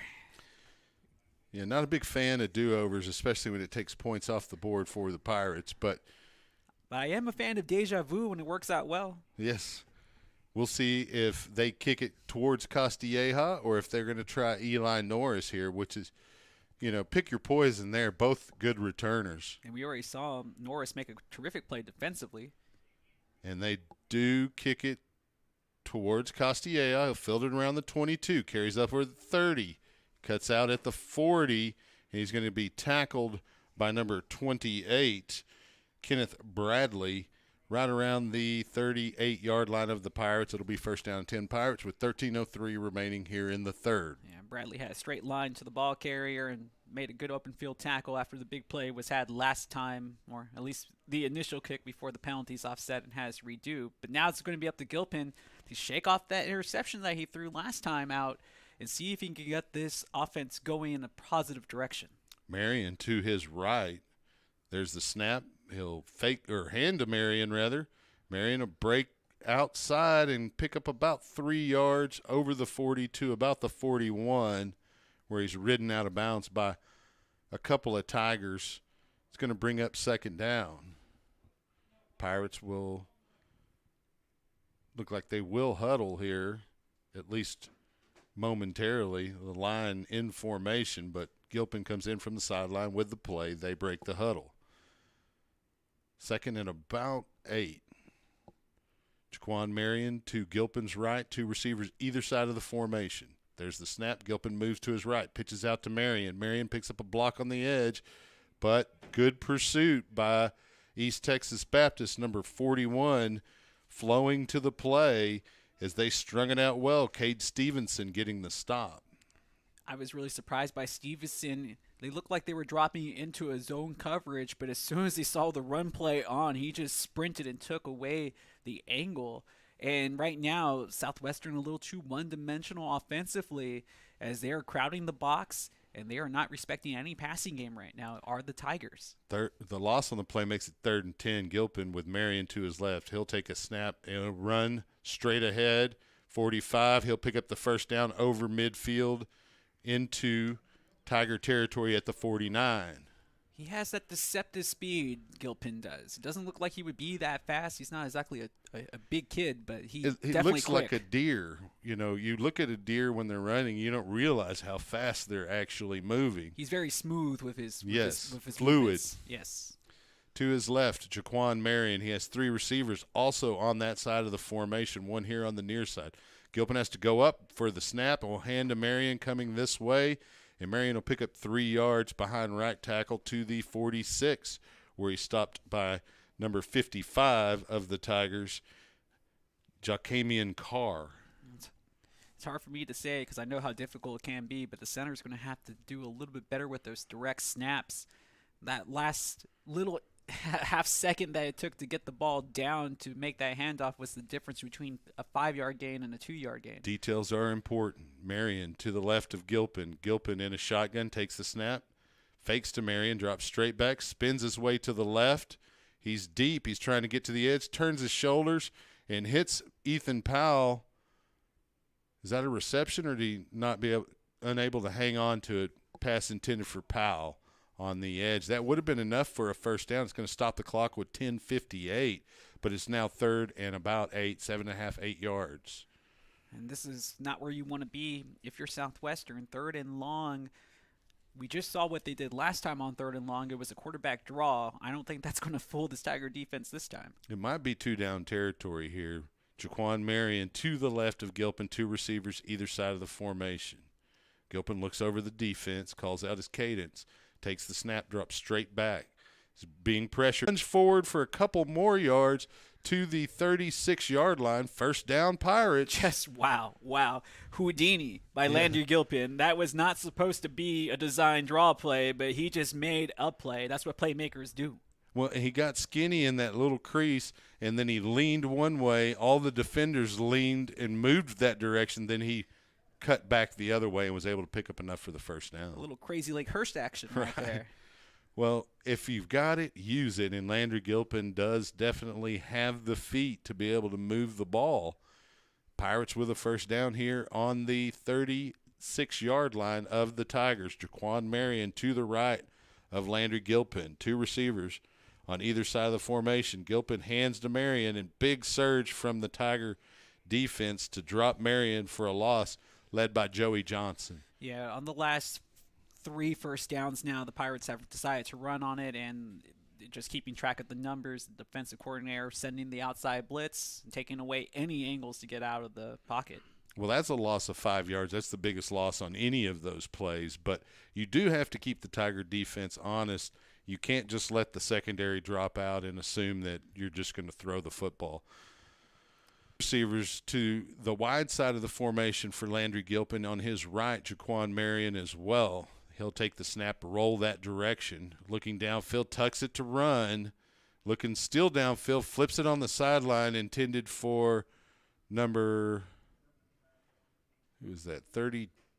Not to kick a field goal, but to punt.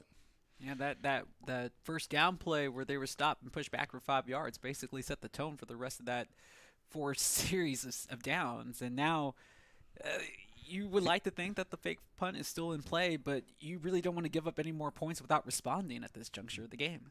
Well, Herbst does have a little rugby style of a kick, but the Tiger special team, their return team, ensuring that Will Herbst doesn't take off. And we interviewed Will Herbst earlier in one of the SU Football Weeklies, and he indicated that if he sees the return teams, the back of all of their jerseys, he has the free freedom to take off running. And he has the athleticism to pick up first downs. He's done it twice this year with his feet and once by a pass. I have seen it. And so the East Texas Baptist Tiger return team did a good job as they kept a couple people in, making sure that Will Herbst didn't hurt them. But good kick, fielded at the 5, 1st and 10 for the Tigers. They're back against their goal line. Yauman takes the snap and hands to number 32, who will get wrapped up after a minimal gain by number 5, Easton Feller. That running back, Shane Knoll, they're going to give him a gain of 2 to the 7. Yeah, good step up from the. He tried to stiff arm Easton Feller, and it didn't work. Yeah. Definitely whiffed on that stiff arm. That's basically helped him bring him down, his own momentum. Well, Shane Knoll is 5'11", 220. Easton Feller is 5'8", 149. So you can see where he felt like he could put a stiff arm on Feller, but Feller said, nope. 2nd down and 8 for the Tigers.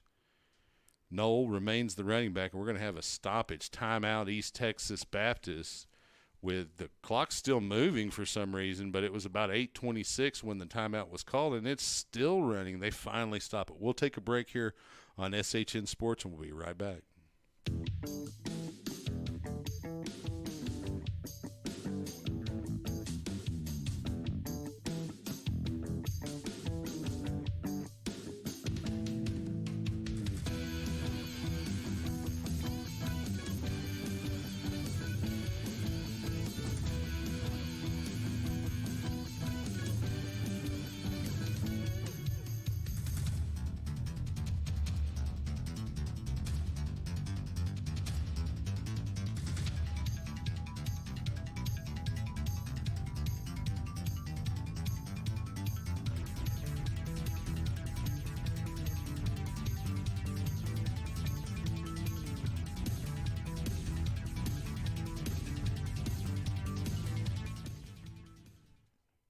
Welcome back. Coming out of the timeout, 8:20 remaining here in the third quarter. It's 2nd down and 8 for the Tigers. Yauman in a pistol formation has Lister just to the right. He'll take a snap, look that way. Pass is complete to one of the wide receivers.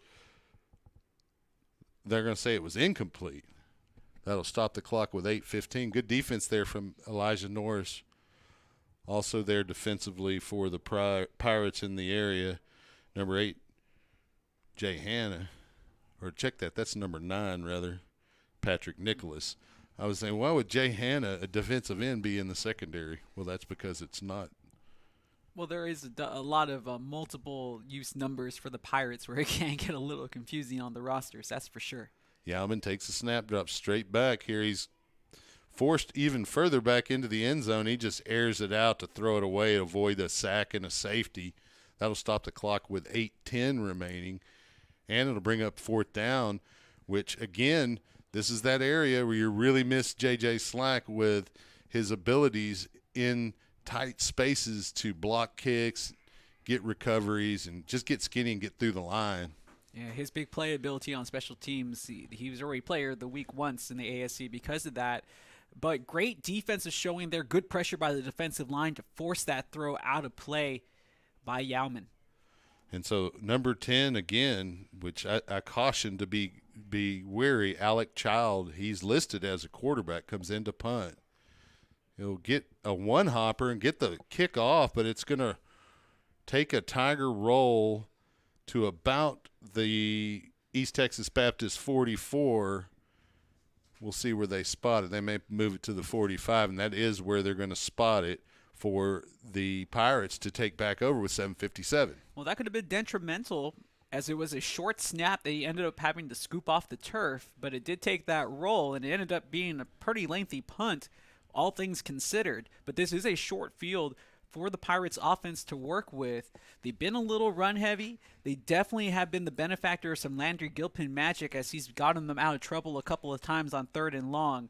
But they're going to have to complete some passes in order to get this defense to stay honest. Empty set here for Gilpin. He takes the snap straight back and looking for a lane, has to flush out to the left, throws it deep down the left sideline. That's Austin Castilleja for a touchdown. Pirates with 7:48. Gilpin flushed out of the pocket. He stepped up, slid to his left, saw Castilleja on the hashes all by himself around the goal line and just aired it out for a touchdown. Taking advantage of errors committed in coverage by the defense and the lights while they move along with the celebration here at Birkelbach Field. Give quarterback Landry Gilpin a lot of credit. He was able to extend the play by moving out of the pocket. Constilleta, he was able to find that hole in the defense, settled down, and just waited for the ball to come to him and just made sure that he secured the rock. It doesn't get much sweeter than that. Snap, hold, kick is up from Will Herbst, and it's good, and the Pirates cut it to a 3-point game with 7:48 remaining in the third quarter. And, you know, they had a kick return from Austin Castilleja taken back because of offsetting penalties, but here he is. He's like, you're not going to keep me out of the end zone, and he's able to find the opening deep. And I'm sure Landry Gilpin's eyes just got as big as silver dollars when he saw Austin Castilleja standing back there all by himself. Well, Gilpin on the ASC preseason watch list. Castilleja, another one of those players that was on that watch list in the preseason. And when we talk about playmakers that make big plays in big-time games, even though he had his last one called back, you knew that he was going to put his mark on this contest eventually. And we finally see it. The passing game coming to life here in the second half. We just talked about it coming out of the last series where they held defensively and forced that punt. They needed to throw the rock, make the defense honest. So now it's going to be a guessing game for the defensive coordinator for East Texas Baptist coming with the next offensive series. Can this defense make a big play for the Pirates? They've already had one interception this evening. I would love to see him force another ball on the ground or something to that stature. Fournier to kick for the Pirates, deep to receive Boyd and Egan's. And Egan's will come up and field it around the 21 and carry it straight ahead, spinning over the 30 before he's met by a ship full of Pirates right at the 31, and they'll stop any progress beyond that in a big pile. 1st and 10 for the Tigers here. You'd like to see the defense just step up and get a quick stop here while the Pirates rather have momentum. Well, obviously easier said than done. Yalman with that quick release. That is always something you have to look out for. And you mentioned his size. Even though he's 210 pounds, a bit of a bowling ball at 5'10", he does have some wheels on him. So he doesn't just have to run you over. He can run past you. Yes, and he's got a little bit of a wiggle for a big fella, too. He can put a move on you. You know, you mentioned not just sprinting by you. He can fake you out. Is that a WCW Norman Smiley reference? It might be. And Knoll in the backfield with Yalman. Quick fake to Knoll and a pass out to Boyd for a completion right around the 35 for a gain of 4. He stopped immediately there by number 11 for the Pirates, Peyton Ludeman. Yeah, he doesn't – the offensive line isn't asked to do too much. Just give him about 2.5, 3 seconds just for him to complete his drop, and then it's out of his hands. That makes it very difficult for the Pirate defensive line to cause any pressure on Yalman. And he'll throw it away if the pass isn't there. Yalman takes the snap straight back, gets some pressure, flips it out into the flat to Shane Knoll, and Pirates are there waiting on him right around the line of scrimmage. That's Elijah Norris and Bernard Century there. Number 36, it's going to be third down and 6 rather, at the 35-yard line for the Tigers. Big play here because you get them off the field here and you give your offense the ball back. You know, momentum definitely in your corner at that point. It's definitely going to be run-pass option, and you're going to have to look out for that skinny post on one of the slots on the inside, probably the far side. They love that play. Well, Yalman drops straight back, and they give a little bit of pressure. I don't know if that was an intentional screen or if it was just that good of a pass rush from the Pirates, because Knoll did release from the backfield, but where Yalman threw it, Knoll was nowhere near there. So if it was a screen, it was a communication as to where that screen was going to occur. Well, this is the Pirates' home broadcast. Let's give the credit to the defensive line. They've really stepped up in the last 2 defensive series, causing pressure on plays where they need to get pressure, and they forced him to make that throw off his back foot. It's hard to be accurate like that. I agree with that assessment. Alec Child in to punt. Austin Castilleja back to return the punt. Will he make magic again here on this return? Child moves to his right, gets his foot into it. Castilleja will field it at the 31, breaks the initial tackle up the left sideline to the 40, forced out of bounds around the 40. They're going to mark him at the 40, where the Pirates will have it, 1st and 10. Man, For some reason, the clock's just burning on this change in possession. It's down to 6:15, but they do stop it. Well, the one thing about Austin Castilleja that I can definitely say is the kid just makes plays. He could have easily been brought down as soon as he made the catch, able to rip off 10 yards and elude the defense on the special teams. Hopefully they can get the ball in his hands. I wouldn't say quiet. He just had the touchdown in the last offensive series, but before then, just didn't get the ball enough. He's an explosive player, but he's also a humble kid. We talked to him at SU Football Weekly on Wednesday.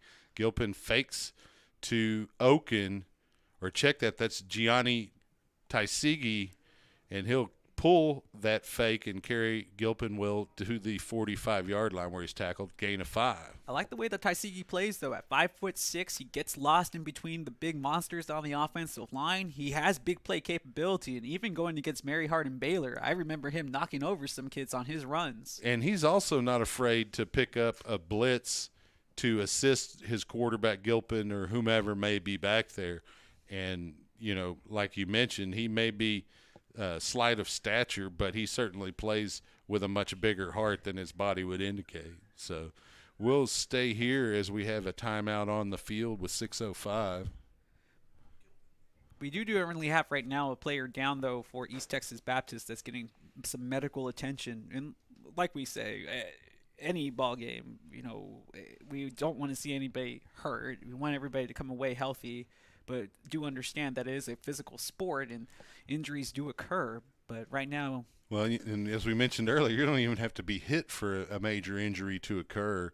It happened to Landry Gilpin a couple of seasons ago. Speaking of Landry Gilpin, he just surpassed the century mark on the ground on that last carry for a gain of 5. Or was Tuskegee on that carry? No, it was Gilpin. We just mentioned Tuskegee because he just came in. But the player being helped off, I want to say that's number 95. It's maybe 45. 45, Chase Thompson's been getting a lot of play defensively, one of the linebackers for East Texas Baptist. Looks like that may be who it is. That would be the junior from Buffalo, Texas. Yeah, where is Buffalo, Texas? I That's assume that's question. in the Panhandle somewhere, but this is a vast state, my friend, and I've driven through a lot of it, but I haven't seen all of it. There's too much to see it all. Gilpin with Tuskegee right to his right, a single receiver top of the formation, 3 on the near side. Gilpin looking over the defense, takes the snap, drops straight back. Tuskegee tries to release. Gilpin has to swing around to his left, tucks the ball at the 45, picks up midfield, and then some more.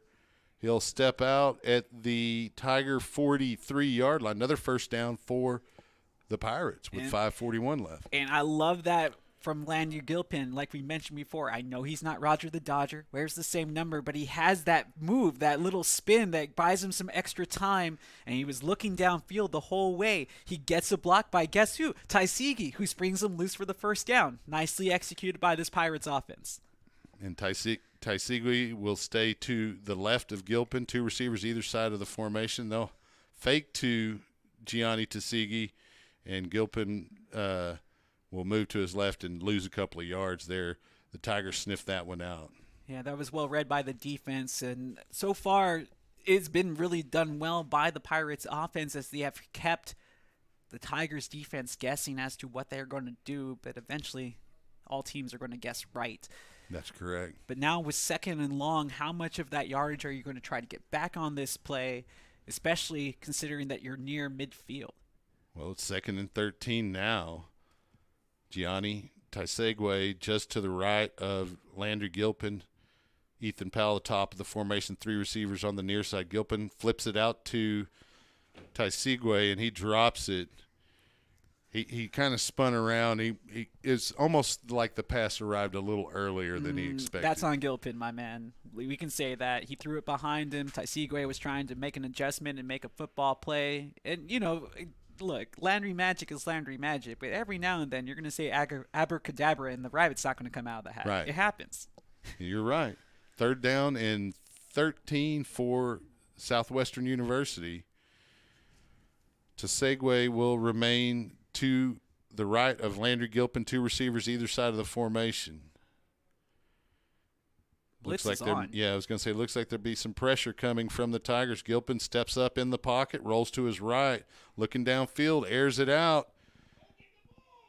Intended for, who is the number 39 of the Pirates, and that's going to be – That's Sexton. Duncan Sexton. He needed to go get that football as it was thrown towards him. He had the one-on-one coverage. He knew his quarterback was in trouble. He just needed to come back towards the football. Instead, he tried to go down the same plane, and it just didn't work out. Good defensive coverage, and now this leads to a punt here, or at least a punting situation on 4th down. And Earps takes that snap and puts his foot into it, and we get a fair catch signal. And the ball's muffed, and it's on the ground, and there's a battle for the loose football. It's still a battle. Looks like the Pirates may have it, and they do at the 11-yard line. Woo! You cannot have that happen if you are the Tigers. That is an easy ball to field, and it looks like a decision wasn't made. Was he going to fair catch it? Was he going to try to catch it on the run? And by the time it arrived, it was too late. And who else but senior captain Brandon Jennings coming out with that recovery, covering, you have a captain who's a senior.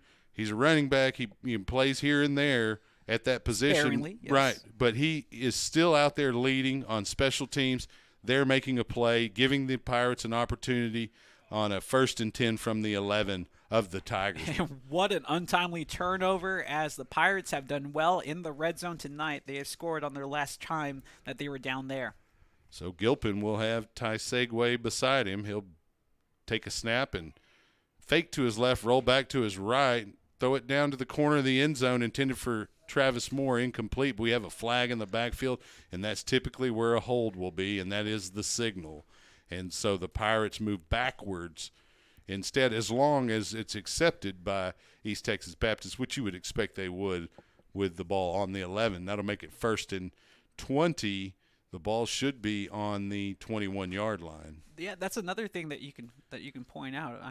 It's not necessarily 1st and goal. They can still pick up a 1st down. Additionally, when you get backed up, while it hurts as far as getting a 1st down is concerned, it does give you a little more room to operate in the passing game. That's true. We have seen the defense like to run zone and a zone blitz, if you will, because they know that they can cover the flats much faster out of that zone coverage.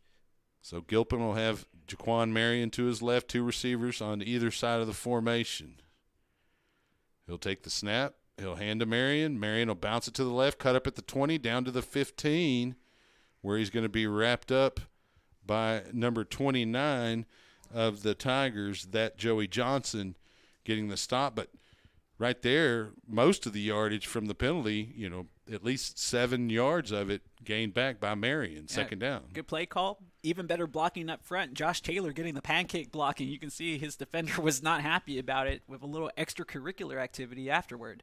It's never fun to be on the receiving end of a pancake block. I can attest to that. Gilpin with Marion to his left, 2 receivers either side of the formation. Gilpin flips it out to Marion in the flat, there to meet him quickly, where he doesn't get much, as number 50 for the Tigers. And good play there by the linebacker, Tristan Pinachek. Yeah, the offensive line was never able to get into position to help facilitate that play. And now, with 3rd down and long, again, you don't have to score a touchdown. No. 1st down is at the 2 1-yard line, so to speak. So that's also a possibility. And you want to stay in field goal range for Will Herbst regardless, because even if you don't convert a 1st down here, you can still tie the game with a good Herbst kick. Marion will receive the handoff from Gilpin after the snap, and he's a little frustrated because he was 1 tackle away from really having a big gain and maybe even scoring, but instead he's going to get about a yard, and it'll be fourth down, and Will Herbst will come in, Coleman Kerr will hold, and Lee Piles will deep snap, and we'll see if the Pirates can tie up the game here with 2:18 and counting here in the third quarter.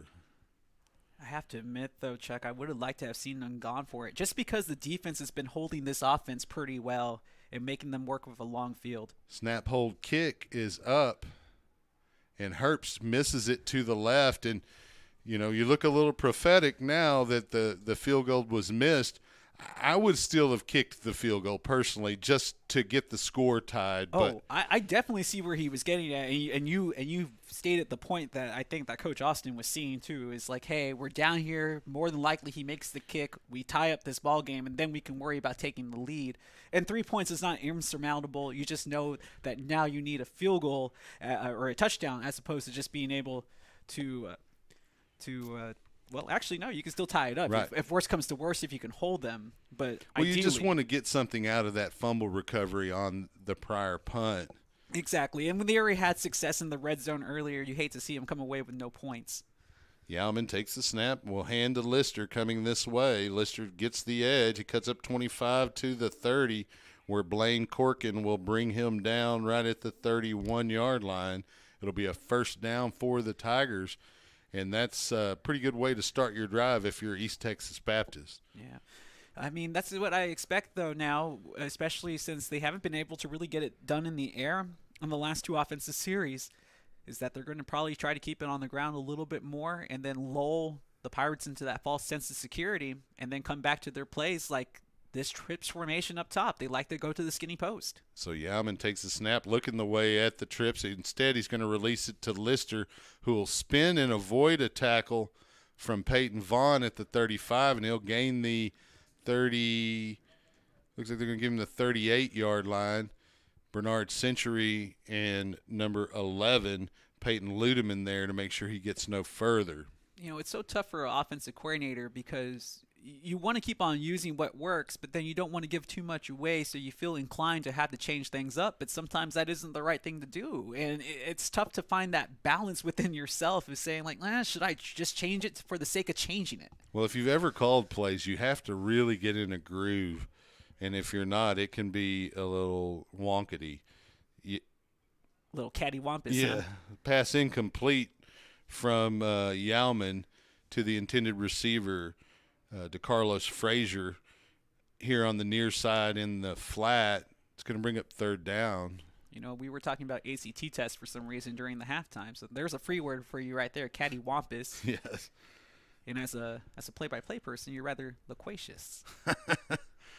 There's a lot of good words that a lot of football fans might not get because they didn't quite score as high on the ACT as some of these Southwestern players, because you have to have really, really good grades to get into this university.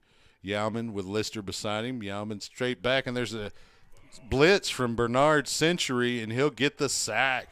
And it was too much Bernard, too fast. It was the perfect overload. They went with the Mad Dog Blitz. They just said, hey, we're going to send everybody, try to block them all. And he had a lane right up the middle. And if there's somebody that you need to block, it's Bernard Century. And unfortunately, if you're a Tiger, they didn't get a hat on him, and he just ate up Yalman, caused him to lose about 8, maybe 10 yards, and the punting unit is out. And Austin Castilleja is back on the field with another opportunity for a big play. But it looks like the Tigers will allow the quarter to wane and expire, and we'll move to the fourth quarter. The score now 20-17. Stay tuned here on SHN Sports. We'll be right back for Pirate football in the fourth quarter.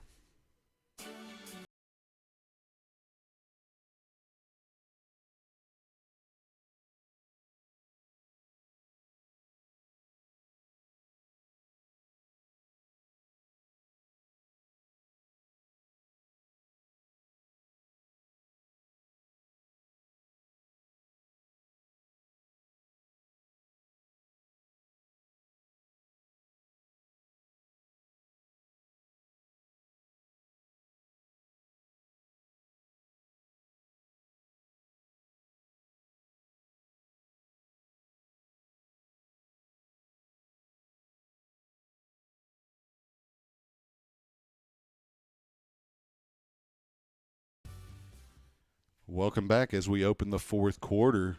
East Texas Baptist on top of Southwestern University by a score of 20-17. Back to punt, Alec Child for the Tigers.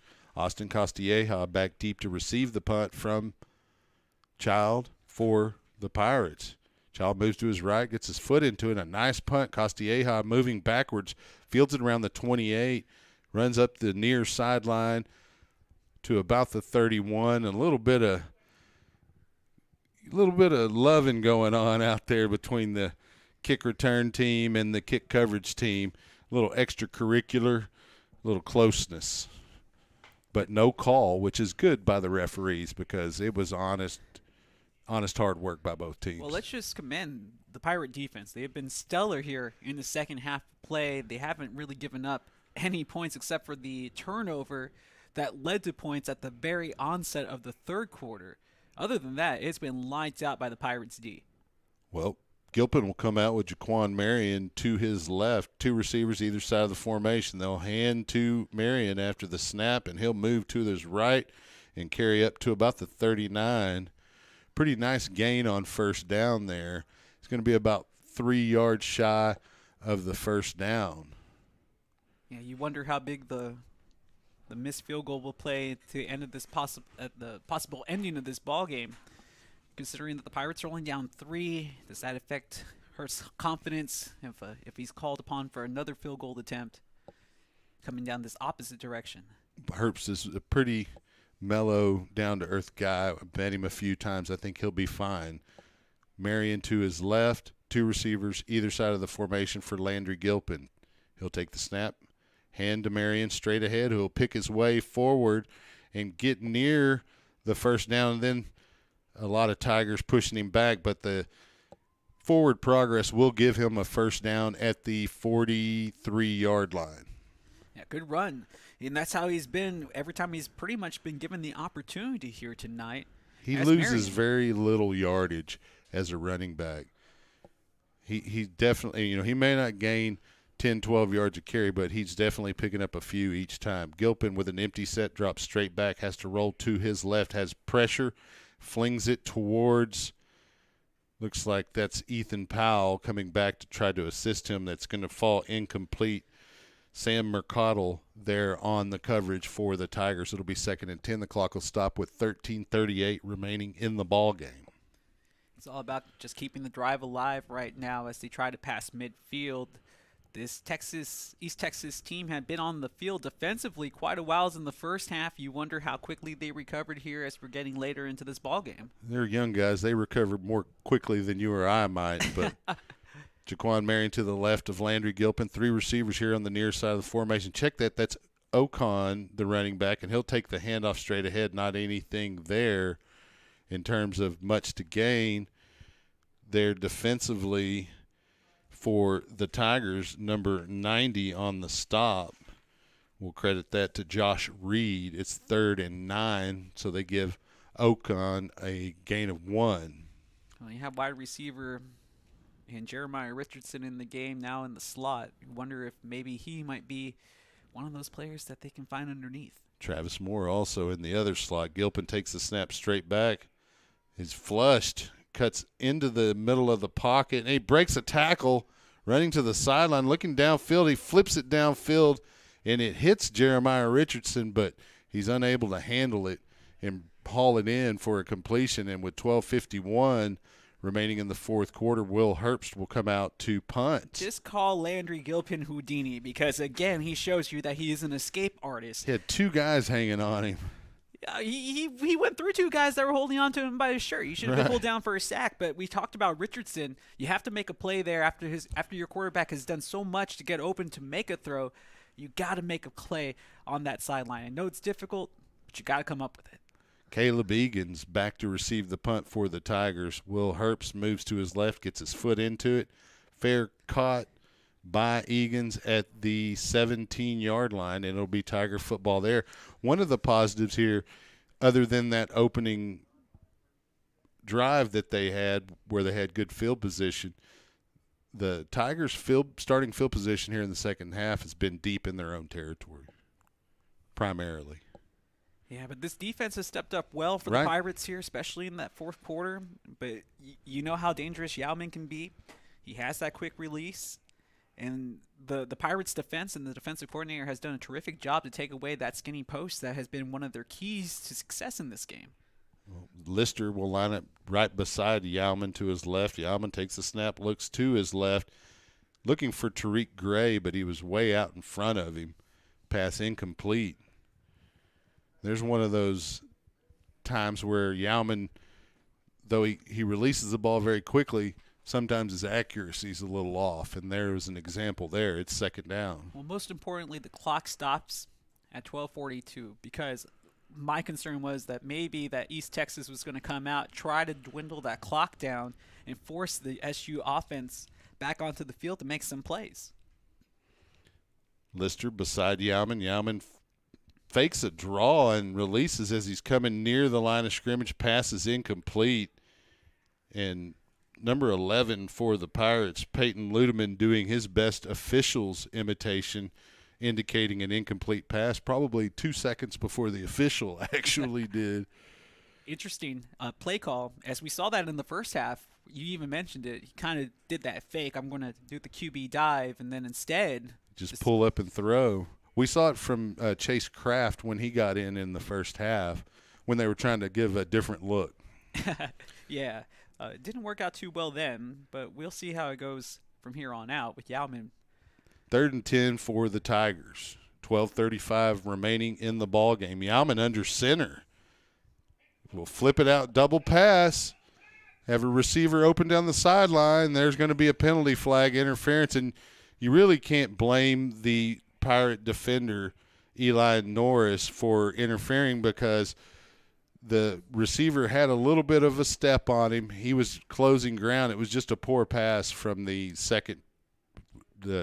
receiver who caught the initial pass. Well, everybody was thrown off defensively for the Pirates, and you even said it, under center. So that being a completely different look than everybody was accustomed to tonight since they've been working primarily from the shotgun. But it was in their playbook. They went with that double pass, and it worked out well, but they're bringing this football back. It's an interference, so it's from the line of scrimmage. It's a 15-yard penalty, so they'll mark it off from the 17. It'll be a first down for the Tigers. Looks like they're going to put it at the 32. For some reason, that's 15. Yeah, see, my mind was already on NFL Sunday tomorrow. Right. Right. Well, and it's easy to do that, and you often see the players assume that as well. Oh, I interfered 40 yards down the field. They're going to put the ball down here. No, it's only a 15-yard penalty in the NCAA rule book. Yeah, in the grand scheme of things, it's a terrific penalty to have because it only gives them 15 yards instead of a touchdown. That's what I'm saying. It was a smart move by Norris.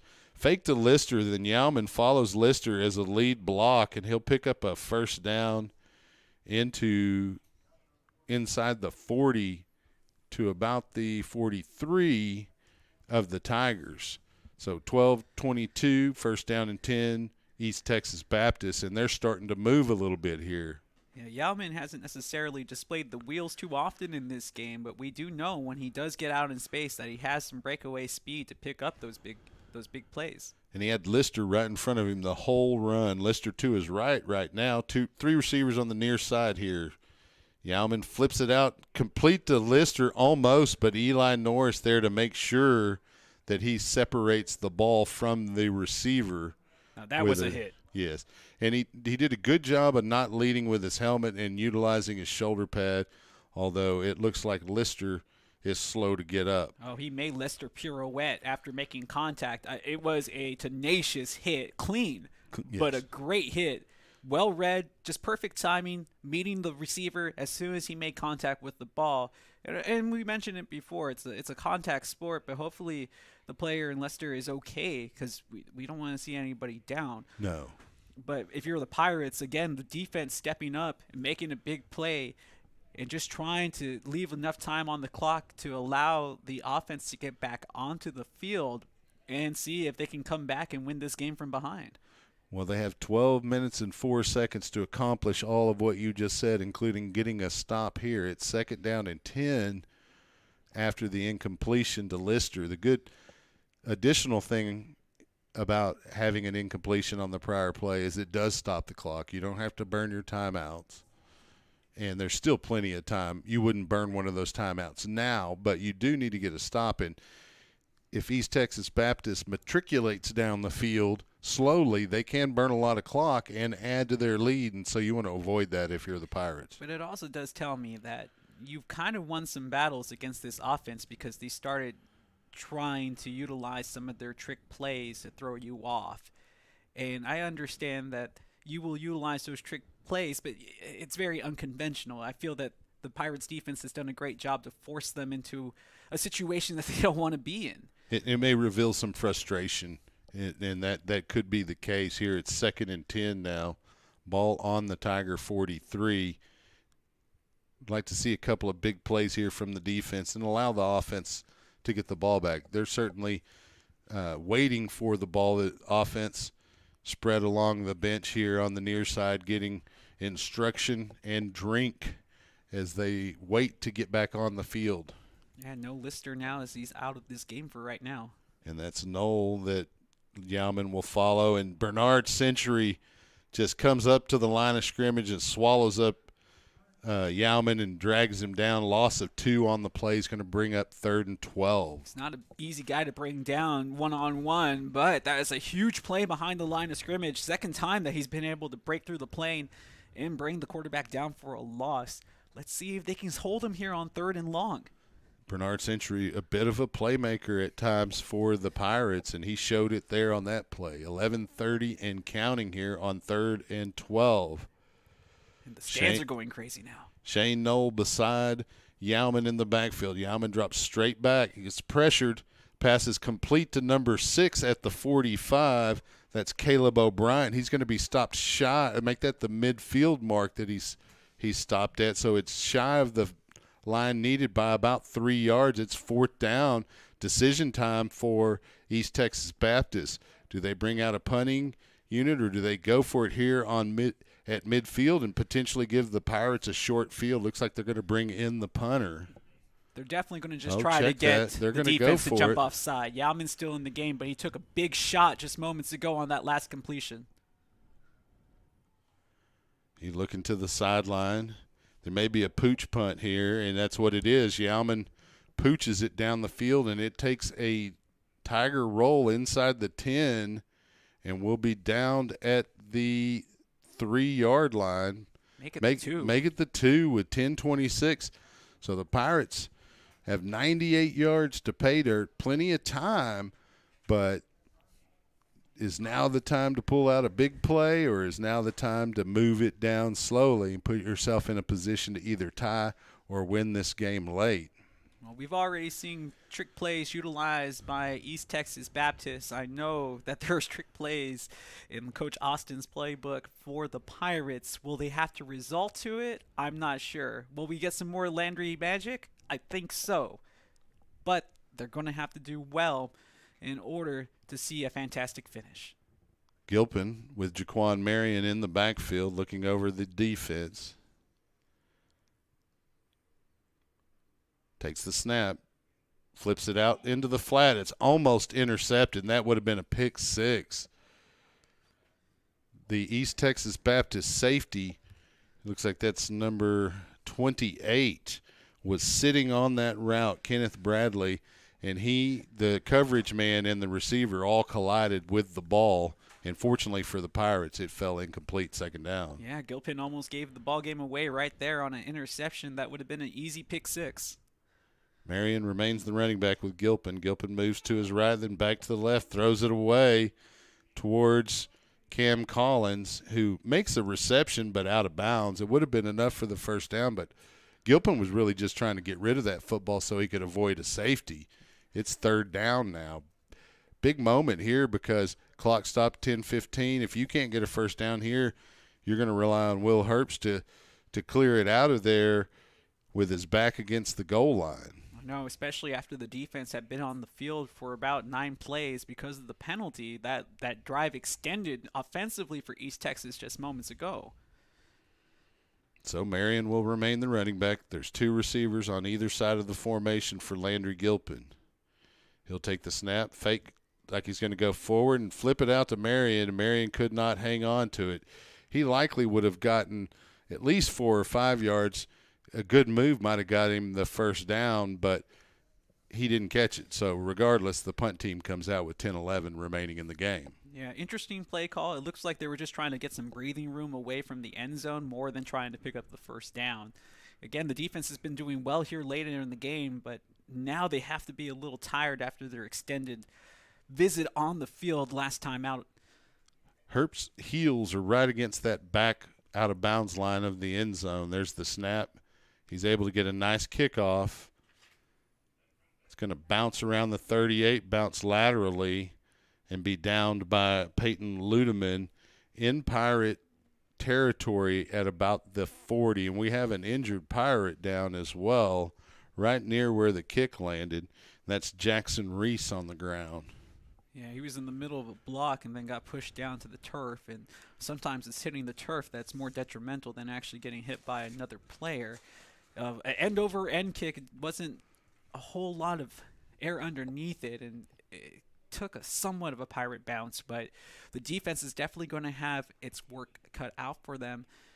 The Tigers, offensively, what they're going to be looking to do is just try to kind of just run out that clock as much as they can and see if they can get to at least field goal situation to where they can take a pretty significant 6-point lead.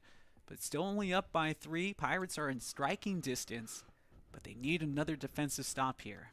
Well, if the ball marked at the 38 of the Pirates, Earps punted that from about 5 yards deep in his end zone. So he really got about almost a 40-yard kickoff, but you want it to be one that bounces and rolls as far as possible. Well, Reese is grabbing at the backside of his right leg. That's a hamstring generally.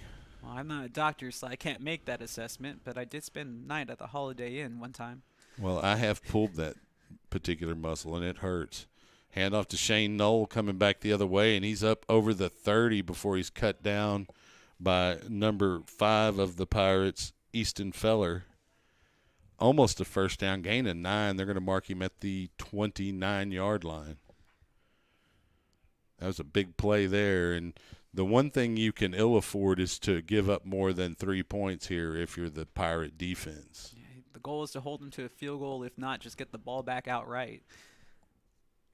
Pistol formation. There's a snap. They'll turn and hand to Shane Knoll coming to the right, and he jumps over some defenders inside the 20 to about the 18, where he's going to be stopped by number 90 of the Pirates, and that's Noah Clarkson. This is the first time we've really seen them, though, try to rely on the run this game. Most of the offense has been predicated through the air for the Tigers, but this is no guessing. They're strictly staying on the ground. They're trying to burn clock in addition to try to get points. Again, the pistol, they're going to hand to Knoll going the other way, and he breaks through the line of scrimmage and lowers his shoulder. He's going to be down to the 4-yard line, 1st and goal for the Tigers. You have to remember Pirates defense is tired. They have been out there for a lot of plays in this fourth quarter, and now this is the time for an offense with a big offensive line to take over and give credit to the Tigers offensive coordinator, knowing what's working for them, just keeping going back to the well, the old adage. Might as well feed them again. Or as a famous Texas coach used to say, you dance with who brung you. 8:34. Which one was that? One of the older ones. Was it Royal? Yes. Handoff straight ahead to Shane Knoll. He's going to be cut down by Blaine Corkin right around the line of scrimmage. Good play by the linebacker there. The sophomore came up and made the stop. We did not allow the running back Knoll to get any kind of momentum. Clock's still moving with 8:10. That's a big question here. I mean, do you just want to let them score and make sure you have enough time left to try to make a comeback? Or you want to hold them to 3 if you can, because even if they get 40 seconds per play and you can hold them, you've still got plenty of time to get down and get a touchdown. But you certainly have an opportunity for a missed kick as well as a potential blocked kick. Yauman will take the snap, fake the handoff, and flip it to the tight end over the middle for a touchdown. That is number 81 on the reception for East Texas Baptist University over the middle, Chris Williams. out of Pittsburgh, Texas. We do have a flag thrown late. You wonder if it's an unsportsmanlike penalty call. Hopefully not against the Pirates. It is back near where the quarterback would have delivered the ball, so it could be a late hit, maybe a roughing the passer. Let's see what the signal is here. Kind of delayed on the call. It's going to go against the Tigers, unsportsmanlike conduct. And that means, I didn't see who he called it against, but that also means you get another one, you get ejected. And that's why he named the player there. But we couldn't hear. We don't have a crowd mic here at Birkelbach. 26-17 your score. Point after a touchdown attempt coming up. In to attempt that is Alberto Garcia for East Texas Baptist. There's a snap and the hold. The kick is up, and it is good, and it is now a 27-17 lead for East Texas Baptist. And while the Pirates aren't out of it, their task is a little bit tougher in a two-possession game. Definitely, with only the 7:40 remaining, it makes you feel that you are up against the clock and that these scores have to come in a hurry. Also with the knowledge of that it's a tired defense out there. So you want to score quickly, but you can't score too quickly because you need to give those guys a breather to try to get back on the field and stop the East Texas offense. That time they were just run right at and bowled over. There was nothing that they can do. And then after having to respect the run, it was just the perfect play call. Some discombobulation between the linebackers and the defensive line trying to fill gaps and then leaving that zone open for the easy touchdown. Yep, play action release of the tight end, fakes a block, and then releases right open in the middle while everyone else sold out on the run. 7:40 on the clock, back deep to receive the kick. Elijah Norris and Austin Castilleja. The Tigers will be kicking from the 20 because of the unsportsmanlike conduct penalty after the touchdown. You would like to see a big play here by Castilleja as he's already had one called back. It is possible. It could be a 27-24 game had that return not been called back for the offsetting penalty. Garcia's kick's going to be fielded by Castilleja. He's at the 30, 35 coming the near side to the 40, cuts up. It's going to be taken down right around the 44 by the Tigers. Short field, though, to work with for the Pirates. This bodes well for their comeback chances, but they have to be on this offensive series. They can't afford any mistakes. We already saw Gilpin almost throw a pick six last time that he came out, so it will be interesting to see how they want to attack this East Texas defense. It'll be interesting to see what the Tigers try to do to stop the Pirates. Do they get into a little bit of a prevent, or are they going to come up to the line of scrimmage and try to force the issue? Jaquan Marion to the right of Gilpin, two receivers either side of the formation. Huerta in motion. They fake to Huerta. Gilpin has to look for a lane and spins around.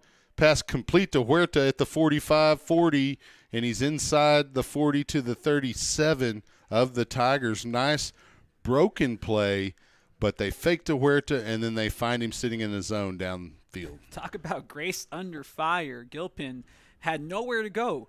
Everybody was covered downfield. He was forced to hang on to the football. Again, doing what he does best, making a play and allowing his running back to get out into the open to make that completion. There's the snap. Gilpin fakes to Marion, runs to his right, cuts up. It's going to step out of bounds right around the 32-yard line, gain of about 4. Stops the clock with 6:57. Referee winds the clock. I don't know why they do that, but second down. Kind of in between here could be run or pass, especially with the way that this Southwestern offense has been. You can tell, like you asked already, how was this defense going to attack? They're not going to allow the big play. They're giving up everything underneath. McMarion to the left of Gilpin, three receivers also to his left. Gilpin drops straight back, thinks about moving up, then rolls back out to the left. Pass complete to Huerta right around the 29-yard. They're going to mark him at the 30. So a gain of only 2 on that play seemed like a lot more, but that was because Gilpin scrambled so far back. But there's a holding penalty against the Pirates. Marker sitting at the 41, and there is the signal from the white hat. We'll see where they put the football, but it's certainly going to be a long down and distance situation for Southwestern. They're going to put the line of scrimmage at the Tiger 42. The Pirates need to get down to their 26-yard line. But exactly what did not need to happen to this Pirate offense. You can't have detrimental penalties like that will kill your drive. Well, it's now 2nd and 16 for Gilpin and his Pirates. Marion just to his left. Gilpin has to step up in the pocket, and he flushes out to the right. He's over the 40 to inside the 35. We'll see where they mark him. They're going to give him the 33. So he got a chunk of it back there. It's going to be 3rd down. He needs to pick up about 7 yards here. Well, that last play was all Gilpin, the running back, trying to help with that invading blitz, but even then, with the chop block, didn't take out the defender, so Gilpin having to run up into the hole and then ultimately just kept the ball and ran. But right now, this passing offense is non-existent for SU, and you have to get this Tiger defense to respect the pass. Well, on 3rd and 7, Gilpin takes the snap, drops straight back, flips it to the left, and there's a little bit of contact as the ball arrives. The receiver gets shoved out of bounds. That receiver is number 39, Dugan Sexton. Yeah, the receiver's just not getting the separation necessary for Landry to make good throws to him. And they're winning these battles are the Tigers defensively just on one-on-one situations. So this allows the rest of the box, those linebackers and those defensive linemen, to just really concentrate on Gilpin. Huge play here, 4th and 7, 2 receivers either side of the formation. Jaquan Marion beside Landry Gilpin. Pirates needing a 1st down. Gilpin takes the snap, rolls to his left, turns his shoulders, flings it downfield to Castilleja, who makes the reception, but they're going to say he was out of bounds, or he did not make the catch, rather. If he held on to it when he came out of bounds, I think they would have gave him the reception, but he did drop it on his way out of play. He kind of twisted around as he was going out of bounds and unable to hang on to the football. It is the Tigers' ball with 6:01 remaining in the game, and a huge moment for the Pirate defense to try to get a stop, a turnover, something positive to ignite this home crowd. Well, that blitz came up right through the middle, even though they loaded up on the sides, and that forced Gilpin to have to make an even more difficult throw on the run. And, I mean, he's made some fantastic plays tonight, but that was asking a lot of the young quarterback. Jaden Thomas, the new running back with fresh legs, coming in to pick up about 3 yards. He's going to be stopped by number 9, Patrick Nicholas. And now we have the timeout game taking place for SU, as they had all 3 timeouts coming into this final 6 minutes of play. And it looks like it is dire straits right here. If they're going to try to get the ball back, try to get a stop, they're going to utilize their timeouts to try to save some clock in order to make a comeback possible.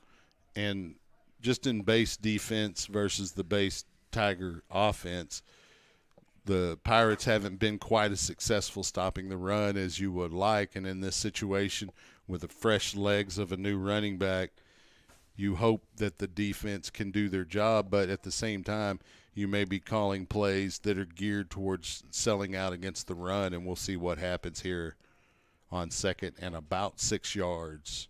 It's tough, man. You don't want to give up a big play to this offense. That would put this game out of reach, essentially. It's kind of a gamble, but you need to get the ball back as soon as you can, down 10 points.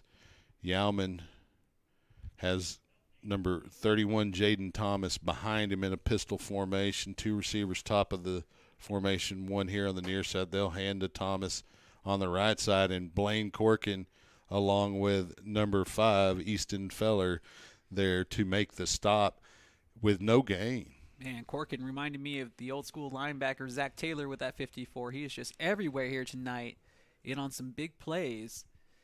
As that second timeout will be taken by this Pirate defense, so they feel confident that they can get a stop and force a punt on this series. and this is the play to force that, obviously, since it's third down, but you may have to sell out. If you're East Texas Baptist, you're forcing the Pirates to burn their timeouts as well, so that's your option.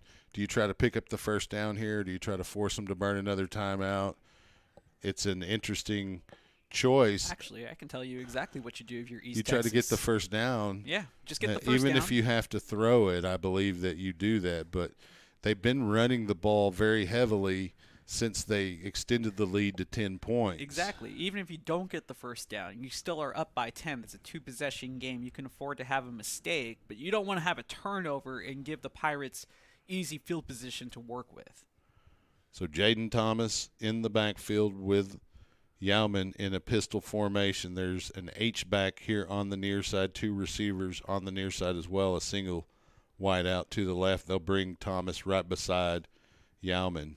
Yeah, it looks like the Pirates want to go. There's a snap, and they're going to hand to Thomas, and he's got a little bit of the edge. Could have been a hold there against Feller. Eli Norris coming up to make the tackle, shy of the line needed for a first down and yard shy. So it is 4th and 1 here, and the Pirates will burn their last time out with 5:33 remaining.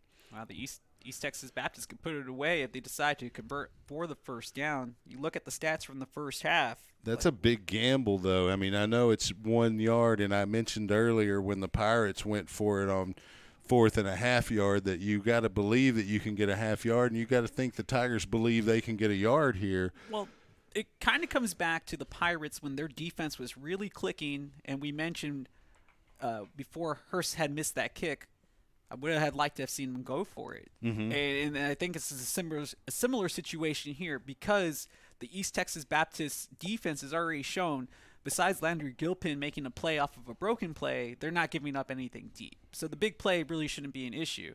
And the positives of getting the first down far outweigh any of the negatives that can possibly happen by giving the Pirates back the ball with the way that their offense has performed on the last 3 offensive series. Well, Yauman pooch punted the last time in this situation, but they come out, and that's exactly what he's going to do. He's going to pooch punt it, and this time it's a high kick.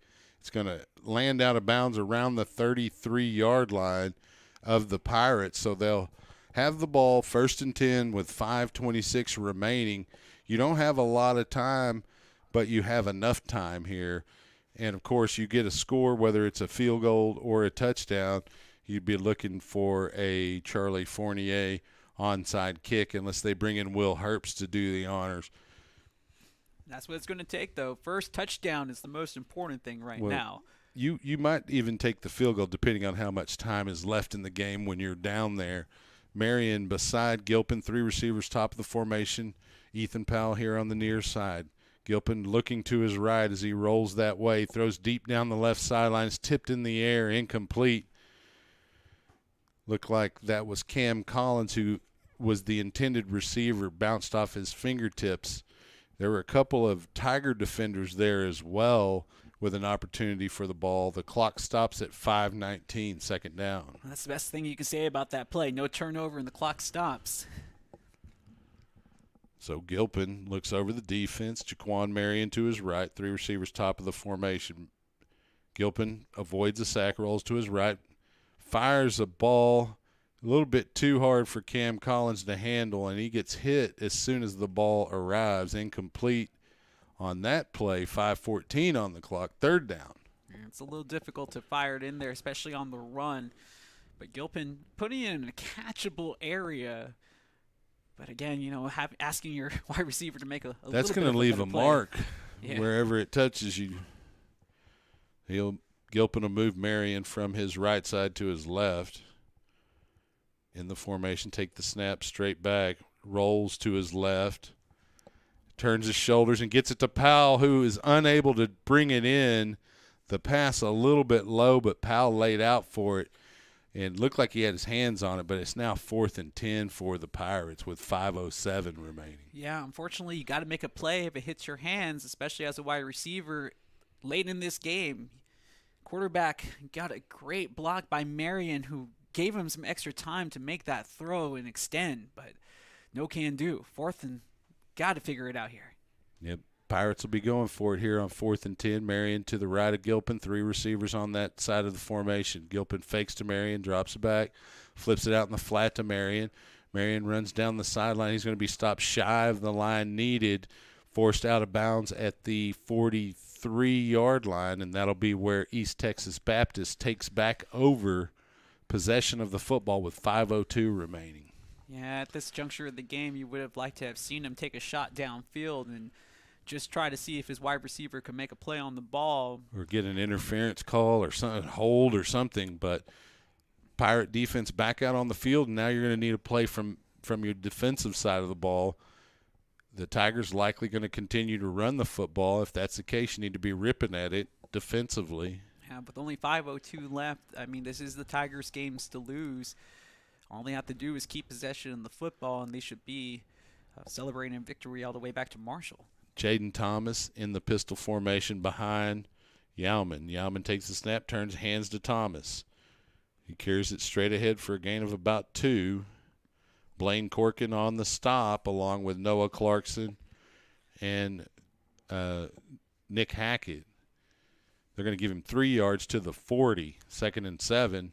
Clock moving at 4:43.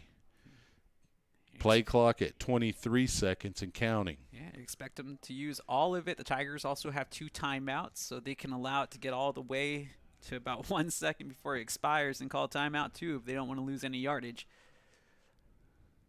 I mean, this is almost like checkmate. They're in the perfect position. They don't have to score. They're in no concern of the offense of SU. It's all them right now. They'll hand off again to the running back straight ahead, number 31, Jaden Thomas, and he'll be spun down after a gain of about 2. Going to mark it at the 38-yard line of the Pirates. It's 3rd down and 5 with 4 minutes and counting. You know, give credit where credit is due. The defense made the adjustments for East Texas Baptist and took away the running game for Southwestern that was so potent in the first half. And they forced Landry Gilpin to make plays, and his wide receivers, unfortunately, weren't helping him out tonight either. But he didn't get a whole lot of time to throw. That defense was just basically all over the place. This ball should be snapped about the 3:30 mark. Yauman with Thomas behind him, and he'll hand it to him, and coming flying in is Alec Gomez to make the play, and loss of 2. It's going to bring up 4th down, 3:23 and counting. There's 35 seconds on the play clock. So if they decide to punt or go for it, they'll be around 2:40 left if the Pirates are able to get a stop or receive a punt here. And if they decide to punt it, they're going to burn down all of this play clock, call a timeout, and likely punt it. Oh, I was going to say if they take the penalty, actually, if they want to punt it, give them some extra room so it doesn't end up being a touchback. Depends on your punter. We haven't seen much. The punter is one of the backup quarterbacks, Alec Child, and it looks like they will take a timeout. And I'll use the opportunity to mention our sponsors here while we stay with the broadcast. Broadcast corporate partners include Antioch, Georgetown, Chapel Realty Group, Roger Chapel, Chick-fil-A, Chisholm Trail Pediatrics, CJ's Catering, Hewlett Chevrolet Buick Volkswagen, Double Dave's Pizza, Eagles Wings Home Services, First Texas Bank, Gary Brown CPA, Georgetown Commercial Properties, Georgetown Shirt Company, Georgetown Title, Groove Line Productions, HEB, Hello Georgetown, John F. Lewis CPA, Mighty Fine, Minutemen Press, Waterboy Graphics, Primerica Financial Solutions with Derek McGill, Ross and Champions CPAs, Rudy's, St. David's Georgetown Hospital, Schlotsky's, Sheraton Austin Georgetown Hotel and Conference Center, Stephanie Featherstone State Farm, Upstream Investment Partners with Scott Olson, Whataburger, and Wolf Ranch. The Tigers come out in a punt formation with 2:46. Back deep to receive that punt, of course, Austin Costilleja. The punter, Alec Child. Snap is there. There's the punt. It's a high punt. Costilleja with a fair catch signal, and he'll make the catch at the 14-yard line of the Pirates. So they have little time with 2:40. Every team works on their 2-minute offense and their 4-minute offense. this is the time that practice time pays off for you if you're able to get out here and convert.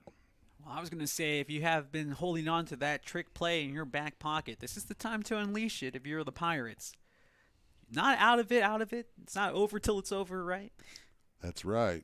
But it's pretty close. Jaquan Marion to the side of Gilpin. Gilpin takes the snap, rolls to his right, tucks and runs, continues to his right, flips it towards Huerta, who was near the line to gain, but passed a little high. Huerta unable to bring it in. That'll stop the clock on the incompletion with 2:32. Yeah, the pass needed to be a little more accurate as the player was open. Again, hard to make those completions on the run, especially when being chased down by these big defensive linemen. So Marion will remain the running back with Gilpin. Gilpin takes the snap, drops straight back, hits Ethan Powell around the 24 on the near sideline. He'll carry it up to the 29 where he's going to be stopped by number 29, Joey Johnson. That'll stop the clock to move the chains with 2:25. Referee winding the clock. Marion remaining the running back, 2:18 and counting in the game. Gilpin takes the snap, drops straight back. Has to go forward, and he's going to get sacked as the pocket collapses around him. No timeouts to burn. Big number 96 there with the sack.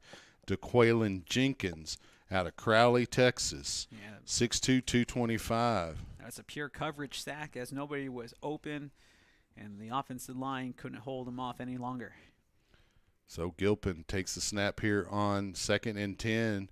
He'll move forward and flip it out to Ethan Powell, who had his hands on it, and he looked up after it touched his hands and bounced off like it went straight up, but it didn't. It went through his hands. Falls incomplete. That'll stop the clock with 1:44. It's 3rd down and 18. The Pirates need to get to the 38-yard line, and options are kind of slim, yeah, limited at this point, but you got to at least get one or two receivers streaking down the field and get an opportunity to throw it to him. Gilpin takes the snap straight back. He'll step up, move to his right, flip it out to Marion. It hits him in the hands and goes right through him, and that's another example of what you were talking about earlier where the receivers just aren't doing Landry Gilpin much of a favor when the ball hits them in the hands and they're unable to haul it in. Yeah, I mean, that's just one of those things that it comes down to the very basics of football. The ball's thrown, it's your way, it hits you in the hands, you have to come up with it. I know you're tired, but that also comes with maybe a lack of focus this late in the game, and that's a self-belief in their own players that they have to believe that they're in it till the very last whistle. So 4th down, Gilpin takes the snap. There's flags in the backfield. He throws down to Powell, who makes a catch. Would have been a 1st down, but there's 2 penalty flags in the area of what would typically be a holding call. Let's see what they say. But Powell would have had a 1st down for the Pirates out near the 43. He's a big target. Well, that offensive line has been in a dogfight all second half with this Tiger defense, and they haven't been able to give too much time for Gilpin. That time I thought it was enough, but clearly the chop block allowing for that much time to be had. That'll bring up 4th down again. They'll move a penalty is half the distance to the goal. It's basically going to put it at the 10-yard line. They need to get out to the 38, so it's 4th and 28 yards to go here for the Pirates with 1.5 minutes. Basically the game right here. Any chance the Pirates have. Gilpin takes the snap, rolls to his right, looking downfield, has a little bit of time. He hits the receiver, Jeremiah Richardson, at the 25, but he's going to be wrapped up around the 29. Nowhere near the line to gain. He's still about 9 yards shy, and so with 1:22, the ball goes over on downs to East Texas Baptist University. Yeah, nowhere else to go with the ball. Just found an open receiver, was hoping for a play to be made, but this Tiger defense really stepping up in the second half, and it looks like it's going to be East Texas Baptist with the victory here tonight, and it's going to be a difficult bounce-back game for Southwestern as they take on Howard Payne. Well, they get a bye week this next weekend, and then they do have a tough game coming back against a nationally ranked opponent. On homecoming, nonetheless.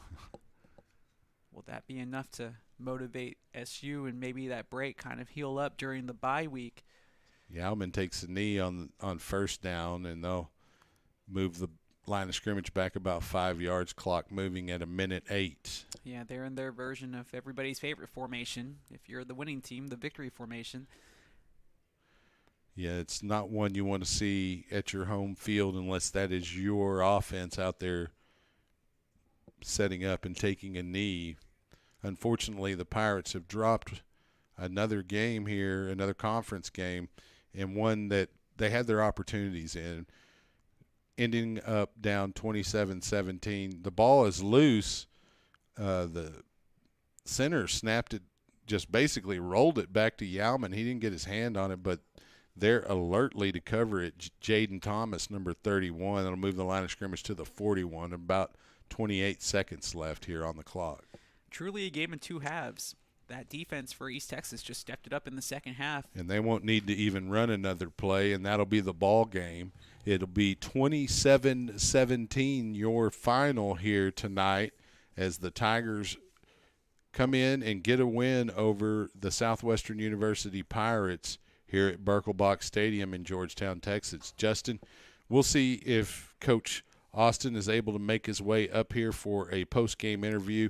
We'll stay on the broadcast here for a few minutes to give him that opportunity. Sometimes circumstances dictate that he can't. Which is totally understandable, but a tough game here tonight. The first half looked really good, and the Pirates were able to bounce back even despite Landry Gilpin going down in that first half. And then when he came back, obviously bringing the Landry magic again, the defense started off really well for Southwestern in that third quarter of play, but just having to be out on the field for so many plays because the offense just couldn't get going in the second half eventually gave way to East Texas scoring and then making the most of the situation. You can look through the rest of the game. Missed field goal probably hurt some of the momentum, but even then, it just wasn't enough offensively. They were never able to sustain any success on offense in the second half, unfortunately, for Southwestern. Well, having the kick return called back that didn't help cost them a touchdown there. The other is giving up the ball quickly to East Texas Baptist to open the third, which enabled them to score quickly. Those two plays there. Now, granted, you won't look at the whole of a game and blame it on two plays, but those were big plays that hurt the Pirates. Yeah, you definitely want to talk about key plays for this game. Those were a couple of them. If you want to put some positives on this competition for Southwestern, they limited their turnovers. At times, they were very balanced on offense, and it did cause issues for East Texas. But as soon as they fell down behind and were having to try to score points quickly in this contest, they did become rather dependent on utilizing the pass to try to get downfield. And, well, East Texas, their defense, just not respecting any lack of running game, went ahead and was aggressive with their defensive play calling that made it much more difficult for the offensive attack of SU in the second half. We'll take a quick break here, and we'll see if Coach Austin comes back. If not, we'll come back and close the show. Stay with us here on SHN Sports.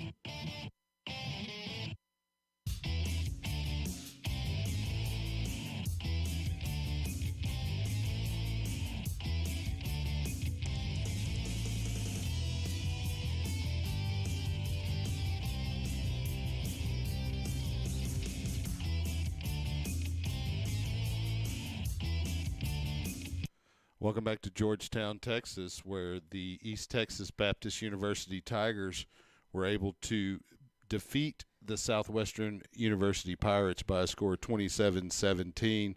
Justin, any final thoughts before we close this out? I don't see Coach coming out of the locker room, and he's probably addressing his team and probably in much detail. Yeah, unfortunately, it's a much tougher loss than I think the scoreboard will incline to tell, just because of the progress that we did see offensively, the way that this game started out for Southwestern, Landry Gilpin getting that big 75-yard touchdown run to start things off. And considering how East Texas played last week, they gave up a lot of points. It looked like this game was trending in that similar direction, but come the second half, it was just a game of two halves, unfortunately. The offense coming out, Gilpin threw that short interception that led to a quick score, and after that, the offense found its groove for East Texas Baptist. Southwestern's defense stuck on the field for a long time, and then the offense really never able for Southwestern to get back on track in the second half. Big plays were few and far between, unfortunately. Well, and the mistakes were just too much to overcome with the effectiveness of moving the ball and retaining possession by the East Texas Baptist University Tigers. So we'll have a bye week next week, and then it's Howard Payne the following week for the Southwestern University Pirates. And it will be homecoming the following weekend after Howard Payne, or is Howard Payne is homecoming? Howard Payne is homecoming. Okay. It's a tough game for them to play during homecoming, considering that Howard Payne just defeated these East Texas Baptist Tigers last time out, and they've been playing pretty well. But hey, any given Saturday, anything can happen. They have 2 weeks to prepare for Howard Payne.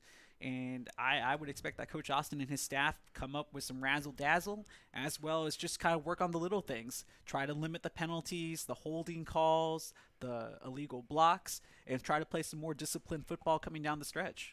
Well, we'll have at least one SU Football Weekly presented by the Sheraton Austin Georgetown Hotel and Conference Center.